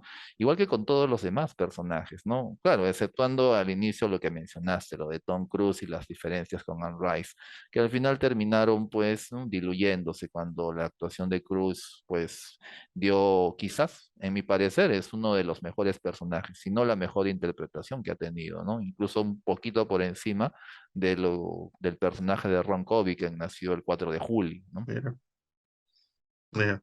Disentimos ahí un poquito, no sé, pero bueno, están por ahí, o sea, diferencias muy pocas, ¿no? En realidad, gran película, gran libro, me había olvidado de recalcar eso también. Acá tenía justamente la información, como tú muy bien has dicho, es una serie de textos, serie literaria le llaman acá, las crónicas vampíricas le llaman. Ujú. Ese es la- digamos, el conjunto de historias de una Rice que, como tú muy bien dijiste, murió, ¿no? Lamentablemente de un derrame cerebral hace un año, ¿no? 2021 nos dejó la gran Rice, pero se inmortalizó. Siempre, siempre vamos a usar ese término con sus obras, pues no plasmada en esta gran película, en este caso, ¿no? Muy bien, muy bien. Entonces, creo que todavía tenemos algo más de vampiros, porque yo no quería dejar pasar la oportunidad de mostrarte a mi vampiro, puedo decir favorito, mi vampiro de repente más representativo, el que más miedo me ha dado, por así decirlo, ¿no? interpretado por un actorazo, ¿no? El gran Christopher Lee. Sí, yo sé que ustedes no lo reconocen, pero acuérdense de Saruman en El Señor de los Anillos y ya, pues ahí lo van a tener. Creo que tiene un papel en Harry Potter también, me parece, o No, estoy en la equivocado. Guerra de las Otra película. La Galaxias, Guerra de la Galaxia, gracias. el Conde Así es. Dooku. Así es. Y acá no quería dejar pasar también, y esto es muy breve, no tengo mucho en realidad que agregar acá, salvo por ahí tú, Cristian, de repente. El gran Peter Cushing también, actor que interpretaba normalmente. Era la época donde los actores se encasillaban un poquito a veces, ¿no? Al menos por temporadas, ¿no? Christopher Lee, en este Ujú. caso con Drácula, hizo varios, y Peter Cushing hizo de Van Helsing, un Van Helsing totalmente diferente, pues obviamente el que nos mostró Anthony Hopkins, ¿no? Un Van Helsing correctito, un Van Helsing muy buena onda, pero más héroe de repente, ¿no? Más héroe que antihéroe en este caso, con escenas también icónicas, ¿no? Hay una pelea entre ellos donde lo vence quitando las cortinas y mostrando la luz solar, es lo caso. Muy bien dirigidas, creo, para la época al menos, y me sirve a mí de alguna manera para, eh, bueno, primero hacer recordar un poco, de repente la gente de la generación nuestra, ese tipo de películas, ¿no? Que eran antiguas, obviamente, algunas en blanco y negro, pero bastante vigentes para el momento en que lo veíamos, ¿no? Y mucho tenía que ver la gran actuación de Christopher Lee en sí, que ha sido un actor muy interesante. Leía y veía videos también sobre él. Su vida en sí ha sido muy interesante, Cristian, te comento. Yo no sabía, por ejemplo, que él había trabajado como espía, por ejemplo, para el servicio británico, ¿no? O sea, realmente, sí como espía, eh, su trabajo actoral ha ido más allá del cine, ha sido un actor también respetadísimo en lo que es tablas, así tal cual. En fin, un tipo con una vida muy interesante en sí, ¿no? Descendiente, yo no sabía eso, mira. Christopher Lee es descendiente directo, ¿ah? De Carlomagno, o sea, de rey, así tal cual, ¿no? Y por eso no es raro que él también entró en la música y había hecho musicales y uno de ellos se lo dedica justamente a hacer un musical, ¿no? Mi tipo ópera, ópera music le llaman, creo, en honor a Carlomagno, ¿no? Que era pues, su antepasado directo, ¿no? En fin, este tipo de Dráculas, no sé si llegaste a ver alguna película de ellos, me encantaban, ¿no? Me encantaban, eran muy buenos. Dentro de sus limitaciones técnicas, sobre todo, claro. Ujú, claro, ¿no? Sí, destaco bastante. Christopher Lee, si no me equivoco, está considerado dentro del grupo de los actores que interpretaron a Drácula como prácticamente los más representativos, ¿no? Si no me equivoco, antes que él está Bela Lugosi, ¿no? Pero básicamente por la encarnación que genera, ¿no? Y por esta imagen casi prototípica que produce con el Drácula que crean en este sentido, ¿no? Para la película de la Universal, si no me equivoco, ¿no? Y bueno, y después tenemos a un Christopher Lee que encarna a un Drácula, si bien no necesariamente a ese estilo de Lugosi, porque si no me equivoco llegó a haber una comparación, le da lo propio, ¿no? Y ayuda mucho, como mencionaste, la calidad interpretativa que tenía. Y Sí, también otro aspecto más, el porte. Era una persona bastante alta, si no me sí, equivoco. Aún recuerdo que cuando en El Señor de los Anillos sale como Saruman, el porte que tenía era imponente junto a Ian McKellen, que decía de Gandalf, ¿no? Y eso le transmitió mucho para darle, se podría decir, ¿no? Este matiz personal al personaje de Drácula, darle esa imponencia propia del vampiro, se podría decir, del nombre o del representativo, prototípico o arquetípico, vamos a decirlo así, del vampiro. Y ni qué decir de su contraparte, un Peter Cushing que prácticamente impuso, por decirlo de alguna manera, el modelo del profesor Van Helsing, ¿no? Que claro, luego Anthony Hopkins en la película de los 90 pues le dio un giro completamente diferente, ¿no? Bastante bueno también, ¿no? En ese sentido, sí, rescato mucho este Drácula de Christopher Lee, ¿no? He visto algunas de las películas que hizo, ¿no? Y como comentábamos, ¿no? Eh, la imagen de terror que puede crear enmarcando a Drácula es de las mejores, ¿no? Es de las mejores, de las más representativas, ¿no? Es parte del legado que él ha dejado, ¿no? Dentro de la gama de personajes que ha representado, ¿no? Sino uno de los más relevantes, ¿no? Que tiene. Sí, dice, oye, como anécdota nada más cerrando ya el tema de los vampiros, no sabía yo que Christopher Lee, haciendo de Saruman, le asesoró a Ujú. Peter Jackson, ¿no? Peter Jackson creo que es, en el tema, por ejemplo, de cómo era la muerte de una persona que era cuchillada realmente. O sea, él tenía experiencia en eso, ¿no? No sabemos si había cuchillado a alguien, era parte, digamos, fue en su momento parte de un servicio militar de élite, así que pues le asesoró y todo el mundo se quedó impactado porque realmente tenía muy clarito cuáles eran los gestos, el tipo de gritos que hacía una persona cuando moría cuchillada, ¿no? Fue algo que impactó al elenco de alguna manera. Creo que por eso borraron sus imágenes, ¿no? Sus escenas en la parte 3 del Señor de los Anillos. No, no, grande Christopher Lee, inmortalizado también, así de alguna manera. Muy bien, amigos, salimos de repente de la parte de cine vampiro y entramos ya en la parte final también del programa. A ver, acá voy a pedir tu opinión, obviamente, pero te adelanto un poco la mía. Películas que de repente, si nos vamos a un tema de películas que debieron estar oscarizadas, que se han convertido en películas de repente con grandes actuaciones, grandes actores, no están de repente por ese rubro. Pero mira qué interesante, que igual son películas que han dejado una marca eh, y se han vuelto de alguna manera influencia en las películas de terror que han venido después. Hablamos, y acá te dejo, de The Blair Witch Project, el proyecto de la bruja Blair, para la gente por ahí que lo ha visto. Tenemos también, ya casi para ir cerrando, a Actividad Paranormal. También, no, ya, por si acaso, para la gente que ya está escribiendo su crítica, no decimos que sea una gran película, ¿ok? Pero sí aportó elementos novedosos. A eso me refiero, ¿no? Manejo de cámaras, que ya se ve también con la Bruja Blair, el proyecto de la Bruja Blair. Rec, que es una película española, en sí, eso es lo que por ahí habíamos mostrado. Y hace un momento mostré también a El Aro, película que originalmente es de cine de terror asiático, específicamente Ujú. de Japón. Estas cuatro películas, eh, si las quieren ubicar dentro del rubro a nivel del exorcista, no van a estar. Por ejemplo, a nivel de la profecía, no necesariamente van a estar ahí, pero sí tienen de repente en común y el gran mérito de habernos aportado algo que ha influenciado a las películas que han venido después, ¿no? Y que prácticamente se han vuelto un reciclaje, ¿no? De las mismas, ¿no? No sé, ¿cuál quieres tocar primero, amigo? Ujú. Bueno, yo iría por el proyecto de La Bruja de Oler, porque es el que más he visto de todo Ujú, ese grupo de películas, con el que casi me quedé. Yo creo que podría decirte que esta película para mí fue mi despedida del cine de terror por un buen tiempo. Y ujú, justamente porque posteriormente, ¿no? Exceptuando quizás algunos momentos, ¿no?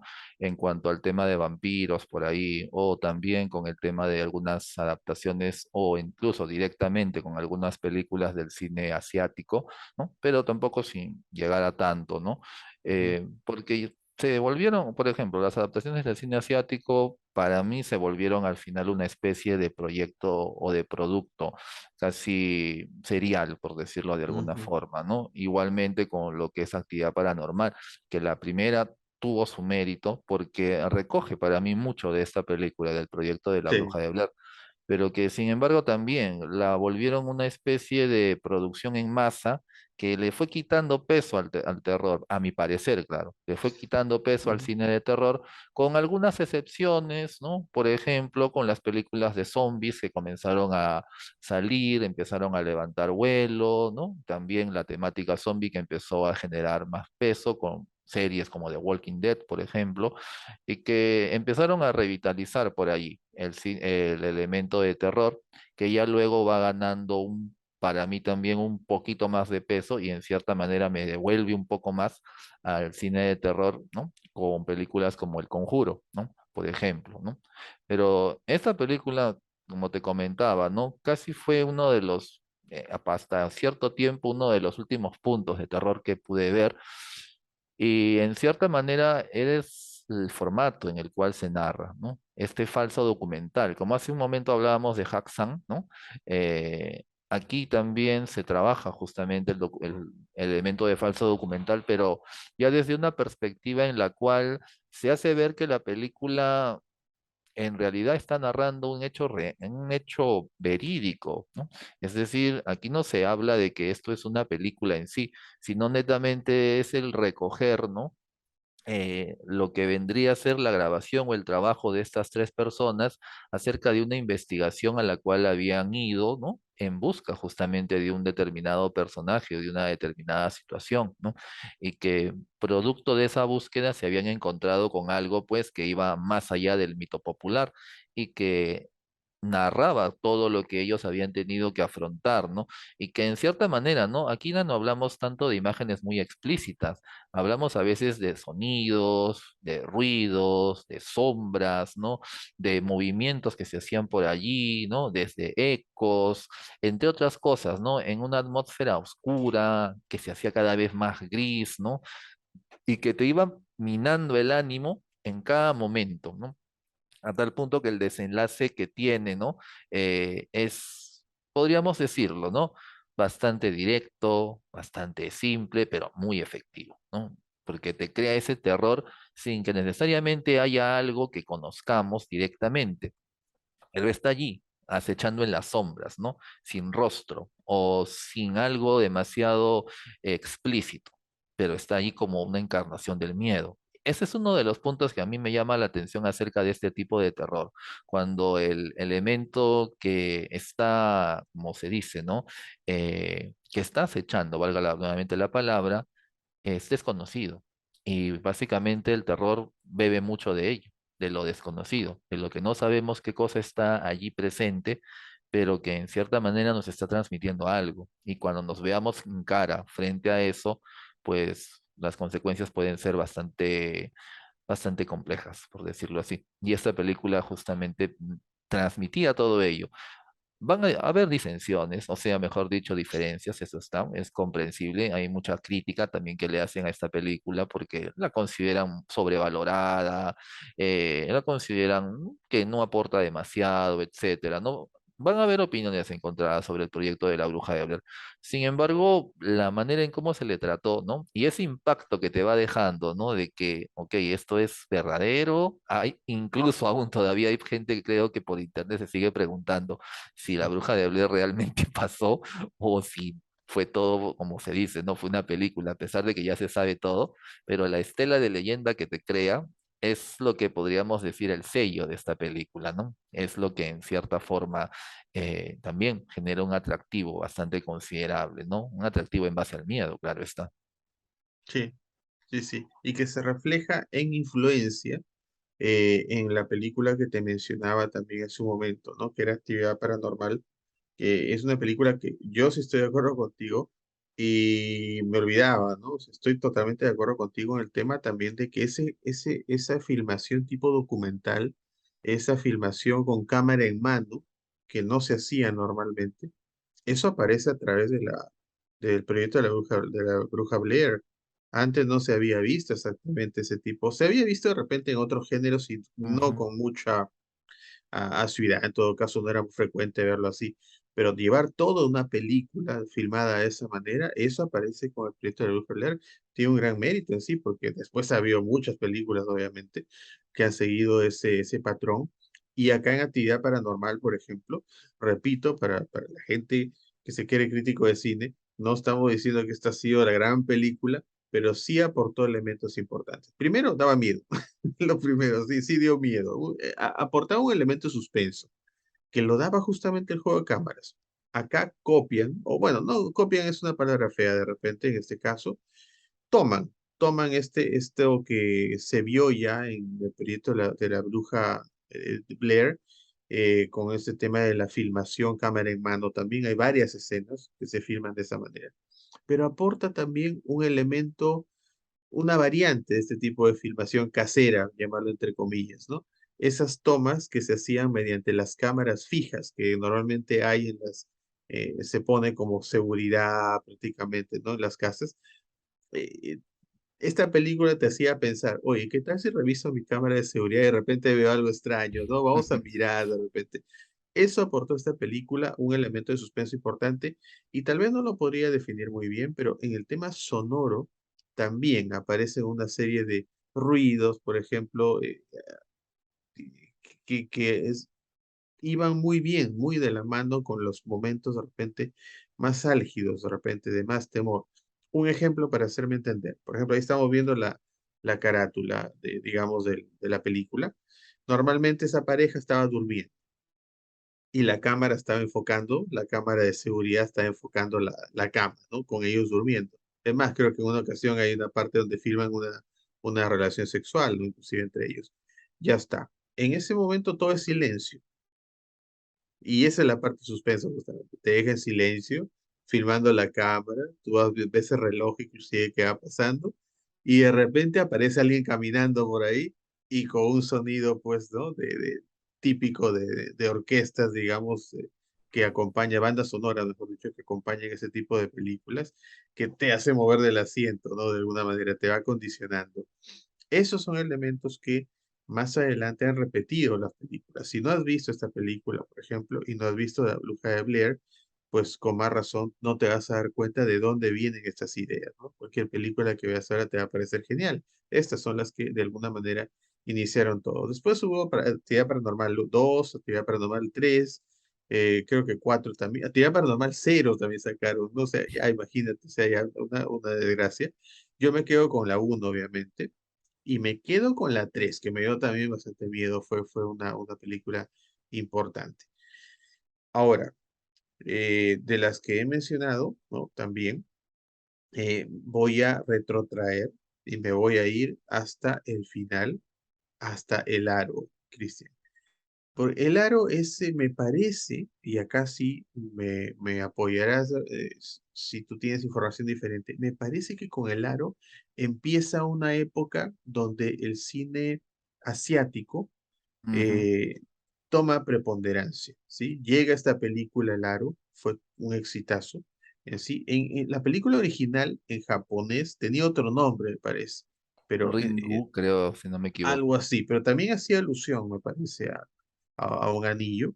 Y bueno, acá, por llamarlo así, en Latinoamérica, tenía que llegar pues con más facilidad el producto norteamericano, ¿no? La versión norteamericana, que justamente me parece que está interpretada por Sarah Michelle Gellar Eh, de Buffy. No, ella está en otra, ¿no? En otra. no sé, aquí es Creo que es Naomi Watts, Naomi, creo. Naomi Watts, ¿no? Sí. La guapísima Naomi Watts, ella muy jovencita, aparece en la versión de Laro, la versión norteamericana, que igual es bastante efectiva, me parece, está bien hecha, a mi modo de ver. Y aparece en una serie. Después mencioné a Sarah Michelle Gellar porque ella hace también una película que también es tomada originalmente del cine japonés, que es de terror. Esa película donde hasta ahora me acuerdo, y hay mucha gente seguramente se acuerda de esa escena del niño, ¿no? En una especie de closet, un niño que obviamente era un fantasma, en una especie de closet en la parte superior de un cuarto, ¿no? No me acuerdo bien, creo que era El Rito, creo que se llamó la película, la versión norteamericana, me refiero, ¿no?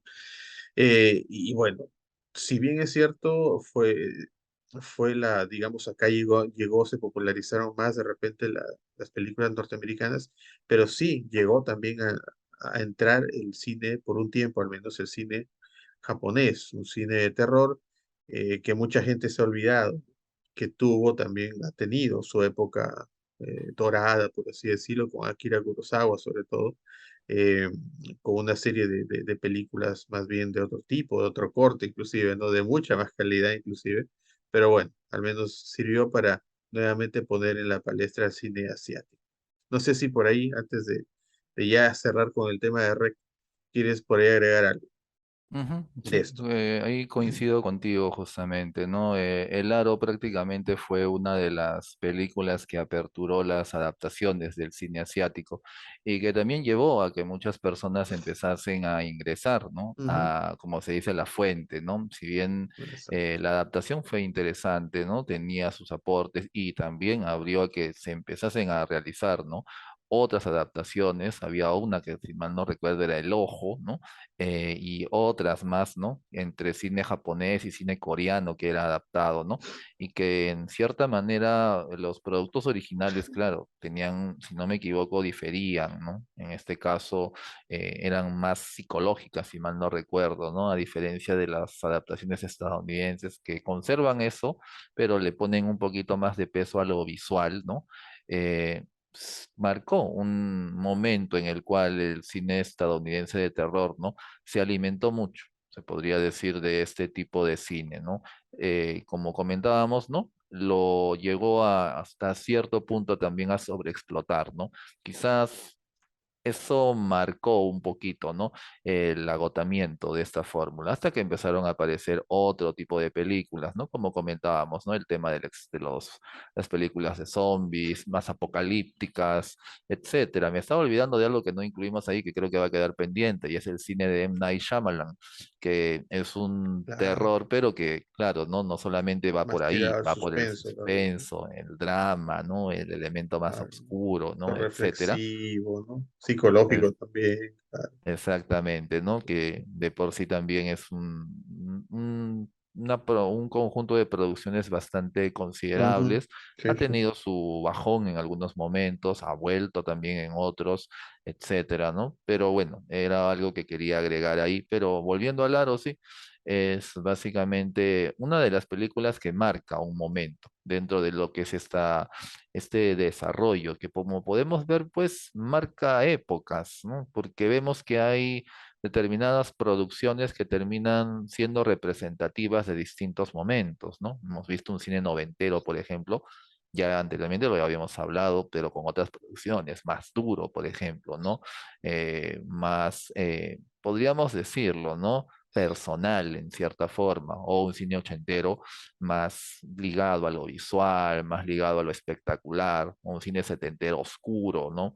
Hasta un cine mudo, se podría decir, ¿no? Que marca los primeros inicios de cuanto al género de terror se refiere, ¿no? Etcétera, ¿no? Y bueno, vemos las distintas etapas en las cuales va caminando, ¿no? En cuanto a las producciones se refieren y a sus factores representativos. Sí, sí, sí. Y vamos a ir cerrando, en todo caso, creo que lo adelanté, tal fue, te confieso que es la última película que realmente me ha causado temor. Y mira, era tan buena la película, ojo, me estoy refiriendo a Rec 1, porque ya me aletearé en un momento de Rec 2 y Rec 3, ¿ah? Eh, que por primera vez vi en el cine que algunas personas se retiraron. Ojo, sucedió tal cual, ¿ya? Y yo, bueno, con la persona que había ido, estábamos ahí, y me acuerdo que un señor con sus dos hijos adolescentes, uno de 15, otro de 13, creo, se pararon y se fueron, ¿no? Haciendo comentarios que nos dieron a entender que estaba muy, muy fuerte para ellos, ¿no? Estaban poniéndose muy nerviosos, ¿no? Y se retiraron y noté que otra persona también se retiró y otro más por ahí me dio a entender que era algo bueno, algo interesante y me Iba a quedé decir eso. prendado de esta película. Es española. A ver, los méritos de Rec, de repente mira, sin querer nos sirve para hacer una conclusión. Mérito de Rec, primero, toma el elemento de la cámara, que repito, es mérito del proyecto de la Bruja Blair. Lo utilizan bastante en esta película en sí. ¿Ya? Segundo, la película trata de un agente, grupo de personas que se quedan varados, encerrados en un edificio, los encierran ahí porque al parecer en ese edificio había una especie de virus que hacía que la gente se transformase en una especie de zombies caníbales, ¿no? Por así decirlo, o animales, mejor dicho, rabiosos. Entonces, retoma un tipo de terror diferente, similar, no es igual obviamente, pero similar a lo que producen las películas zombies, con esto de la mordida y lo transformo normalmente. Ujú. Eh, son elementos que, o sea, esta película termina no siendo un homenaje, pero sí tomando una serie de elementos de películas de terror que hemos mencionado hace un momento. Ahora, otra cosa, y con esto cierro y te dejo para que tú cierres más bien, valga la redundancia, amigo, me hizo recordar, ¿no? Más allá del cine japonés que hemos hablado, cine asiático en todo caso, me hizo recordar que en otros países hay películas de mucha calidad en este género también, sino que no llegan por acá o no son tan exploradas, ¿no? En este caso, Rec es una película española. Rápidamente Estados Unidos, pues Hollywood vive de eso, tampoco nos vamos a poner muy pesados con ese tema, es normal. Rápidamente tomaron la idea e hicieron Cuarentena, que es una versión bastante decente también, bastante decente, pero definitivamente yo me quedo pues con Rec, ¿no? Por el tema a nivel de tema de originalidad, de repente también el mismo idioma, de repente pues, escucharlo directamente, hay elementos que dan más credibilidad, me parece, a la historia de Rec como original. Cierro y te doy pase, no sin mencionar que me fui a ver Rec 2, ¿ya? Porque obviamente Rec 1 me había impactado tanto, dije, tengo que ver Rec 2. Ya no fue el mismo efecto, obviamente, sin ser una película mala, desastrosa, no, una película creo decente, pero ya no era lo mismo, definitivamente. Y quise, y no sé por qué, creo que ya por defecto, tipo zombie, me fui a ver Rec 3. Dije, bueno, pues ya vi la uno 2 voy a ver Rec 3, ¿no? Y no me había avisado a nadie que esta película se parodia. En realidad era otra película que quiso ser una parodia, ya no fue el mismo director, ya no estuvo Diego López Fernández, cayó en manos de otro director. Entiendo que no sé qué quiso hacer exactamente, pero terminan habiendo unas escenas bastante tontas, estúpidas, por decirlo así, que se alejaban totalmente del terror. ¿No? Era yo casi, mira, qué paradójico. Yo casi me levanto y me voy, ¿ah? En serio, casi me levanto y me voy, no por el terror, sino porque me sentí indignado, estafado realmente, no por una película tan mala, realmente que Rec 3, ¿no? Nada que ver con Rec 1, que es genial. Muy bien, hasta ahí es mi parte de apreciación de las películas. Amigo, te dejo que cierres esta parte hablando de Rec si quieres o si no, de un vistazo general a lo que hemos estado viendo el día de hoy. Ujú. Claro, ¿no? Con Red, claro, no voy a dar tanta opinión porque no he visto la película, pero sí reconozco algo que mencionas, ¿no? Y es justamente, ¿no? Como hace un momento hablábamos de lo que era podríamos decir, ¿no? La influencia del cine japonés o del cine asiático, ¿no? En cuanto al terror se refiere, ¿no? Y bueno, con esta temática, en cierta forma, es volver a un escenario, ¿no? Que ya se había en cierta forma, ¿no? Plasmado como es el cine, ¿no? De supervivencia, ¿no? O el cine de horror, en donde básicamente los protagonistas tienen que enfrentarse a algo, ¿no? Que en este caso, ¿no? Puede ser un virus, o en este caso puede ser, ¿no? Algo así como una epidemia, pandemia zombie, entre otras cosas, ¿no? Y cómo es que dentro de esa temática incluso, ¿no? Se puede ver, ¿no?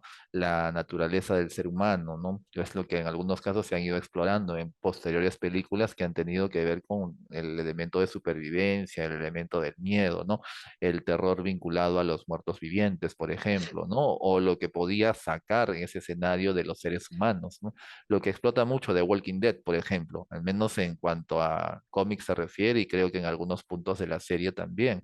Y que, bueno, también, como mencionabas, ¿no? Películas que luego han venido, ¿no? Hay británicas, si no recuerdo ahorita el nombre, 28 días, Exterminio, ¿no? Que en cierta forma Ajá, también, ¿no? Terminator. Van transmitiendo justamente, ¿no? Este escenario de desesperación dentro de un mundo, dentro de un panorama, ¿no? En donde prácticamente la esperanza es poca, por decirlo así, ¿no? Y en donde a la par donde el terror se muestra, ¿no? Por aquellos elementos que amenazan, ¿no? También está justamente, ¿no? La amenaza interna, lo que el ser humano puede ser capaz de hacer o a lo que puede llegar, entre otros puntos más, ¿no? Ese es un punto que también puedo reconocer, ¿no? Que ya posteriormente veo con el cine de terror o con el cine en cuanto a las temáticas de miedo, ¿no? En un momento también te comentaba acerca del Conjuro. El Conjuro para mí es básicamente una especie de homenaje, yo lo llamo así, ¿no? Al cine de terror de los años 70, ¿no? Porque recupera un poco esa temática o recupera un poco esa visión, ¿no? No al nivel, claro, de lo que tuvieron estas producciones, por ejemplo, que hemos comentado, pero sí refresca el cine de terror, en cierta forma, para la época más contemporánea, ¿no? Porque vuelve a ciertos escenarios más psicológicos, vuelve a trabajar el tema de las posesiones, por ejemplo, nuevamente, ¿no? La imagen del mal, la imagen del diablo, ¿no? Etcétera, ¿no? Vuelve a trabajar un poquito hasta cierto punto de sus orígenes, ¿no? Parece que en muchos casos, ¿no? Beben, como mencionábamos, ¿no? Del tema del Exorcista, ¿no? Del tema de otras películas como La Maldición de Amityville, ¿no? Que en cierta manera terminan siendo, ¿no? Como lo comentaba hace un ratito, ¿no? Alusiones que terminan siendo bien trabajadas, ¿no? El director James Wan, por ejemplo, hace un muy buen trabajo en El Conjuro, en la primera. También he visto la segunda. Me parece interesante hasta cierto punto, ¿no? La primera me parece un poquito más impactante, ¿no? La dos, a pesar de que también son casos, porque esto habla sobre el trabajo de un matrimonio en la vida real, el matrimonio Warren, que se encarga justamente, ¿no? O se encargaba de determinados casos paranormales bastante representativos. Sin embargo, en la número dos como que le faltó algo, por decirlo así. O un poquito que ya lo hicieron, no sé, medio hollywoodense, por decirlo de alguna forma. El Conjuro uno tiene ese matiz más oscuro, por decirlo de alguna forma. Y bueno, también se ha vuelto un poquito serial, ¿no? Ha salido ya el Conjuro 3, creo que va a salir el Conjuro 4, si no me equivoco.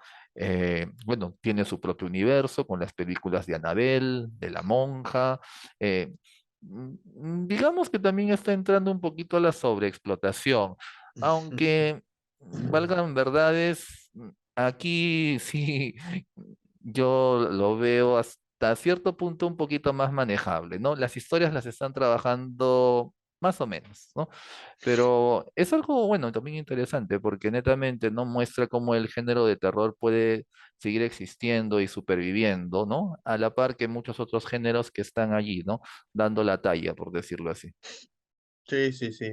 De hecho, ¿no? El Conjuro también no estamos olvidando de que es definitivamente, creo que de las últimas películas del género que realmente tienen bastante calidad en muchos aspectos a nivel actoral, temas de guión, basada en hechos reales. Eso siempre también tiene un plus, me parece, de alguna Todo manera, sí. lo que es terror y le pongas eso, te da Ya más miedo. está, ya está, ya, eso está taquilla fija, ¿no? Taquilla fija. Sí, Hay que sacar una película, creo también. Cualquier cosa ponemos ahí basada en hechos reales para llenarnos de sí. plata. Y creo que Muy bien, verdaderamente algo que tendría que recoger el cine peruano, porque tal si cual. hablamos Tal. un poquito de eso, y claro, daría tema un poco más extenso, pero solo citándolo, ¿no?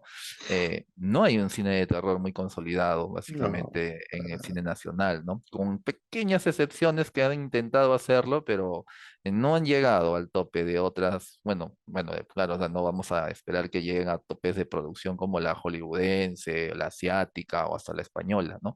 Ujú. Pero los intentos han sido pocos, la verdad. Es, bueno, cosa de los directores y de la gente que está metida en todo ello, claro. Hay material, de hecho, en Perú también. Sobre todo en Ujú. épocas electorales hay bastante material para asustarse. Es una broma. No, de hecho, tenemos una riqueza cultural en historias también y todo ello que tranquilamente se podrían adaptar y llevar pues al cine, ¿no? No solamente el Ujú. terror en muchos aspectos, ¿no? Creo que el Seguramente. cine de provincia, en cierta manera, ¿no? Si no me equivoco, de algunos departamentos, sí ha intentado tener y ha generado producciones en cuanto a terror se refiere, pero no han llegado a la masividad, me parece. Vale, puede ser, puede ser, puede ser, definitivamente.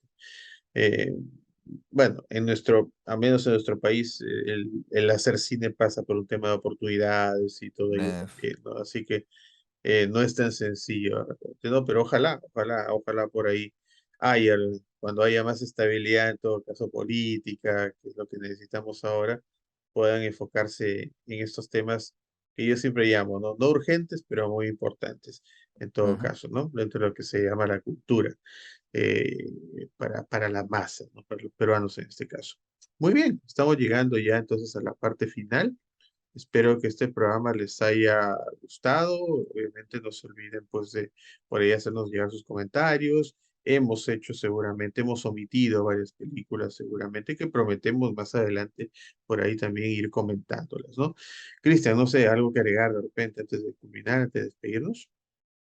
Secundar justamente lo que acabas de mencionar, ¿no? Puede que hayan habido algunas producciones, ¿no?, que no han sido tocadas, pero que, bueno, va a haber otra oportunidad para poder hacerlo, ¿no? Y para poder darle su lugar, por decirlo así. Claro que sí. Es Halloween, si eres cinéfilo, a ver películas, a ver series. Acá te hemos tratado de dar algunos títulos por ahí. Si no los has visto, dales una oportunidad. Seguramente te van a gustar, estamos seguros. Y por ahí también, después que las ves, nos puedes también comentar con mucho gusto. Bueno, con nosotros será entonces hasta una siguiente oportunidad. De acá estamos también sacando un nuevo programa. Ya aproximadamente ya conocen nuestra rutina más o menos. Es semanal o quincenal normalmente los programas que vamos sacando. No se olviden en todo caso, de por ahí darle like al video, compartirlo también, suscríbanse y nada, pues nos vemos de acá hasta una siguiente oportunidad. Feliz Halloween, ¿no? Un feliz Halloween. Feliz Halloween. Listo, cuídense mucho, hasta luego, buenas noches.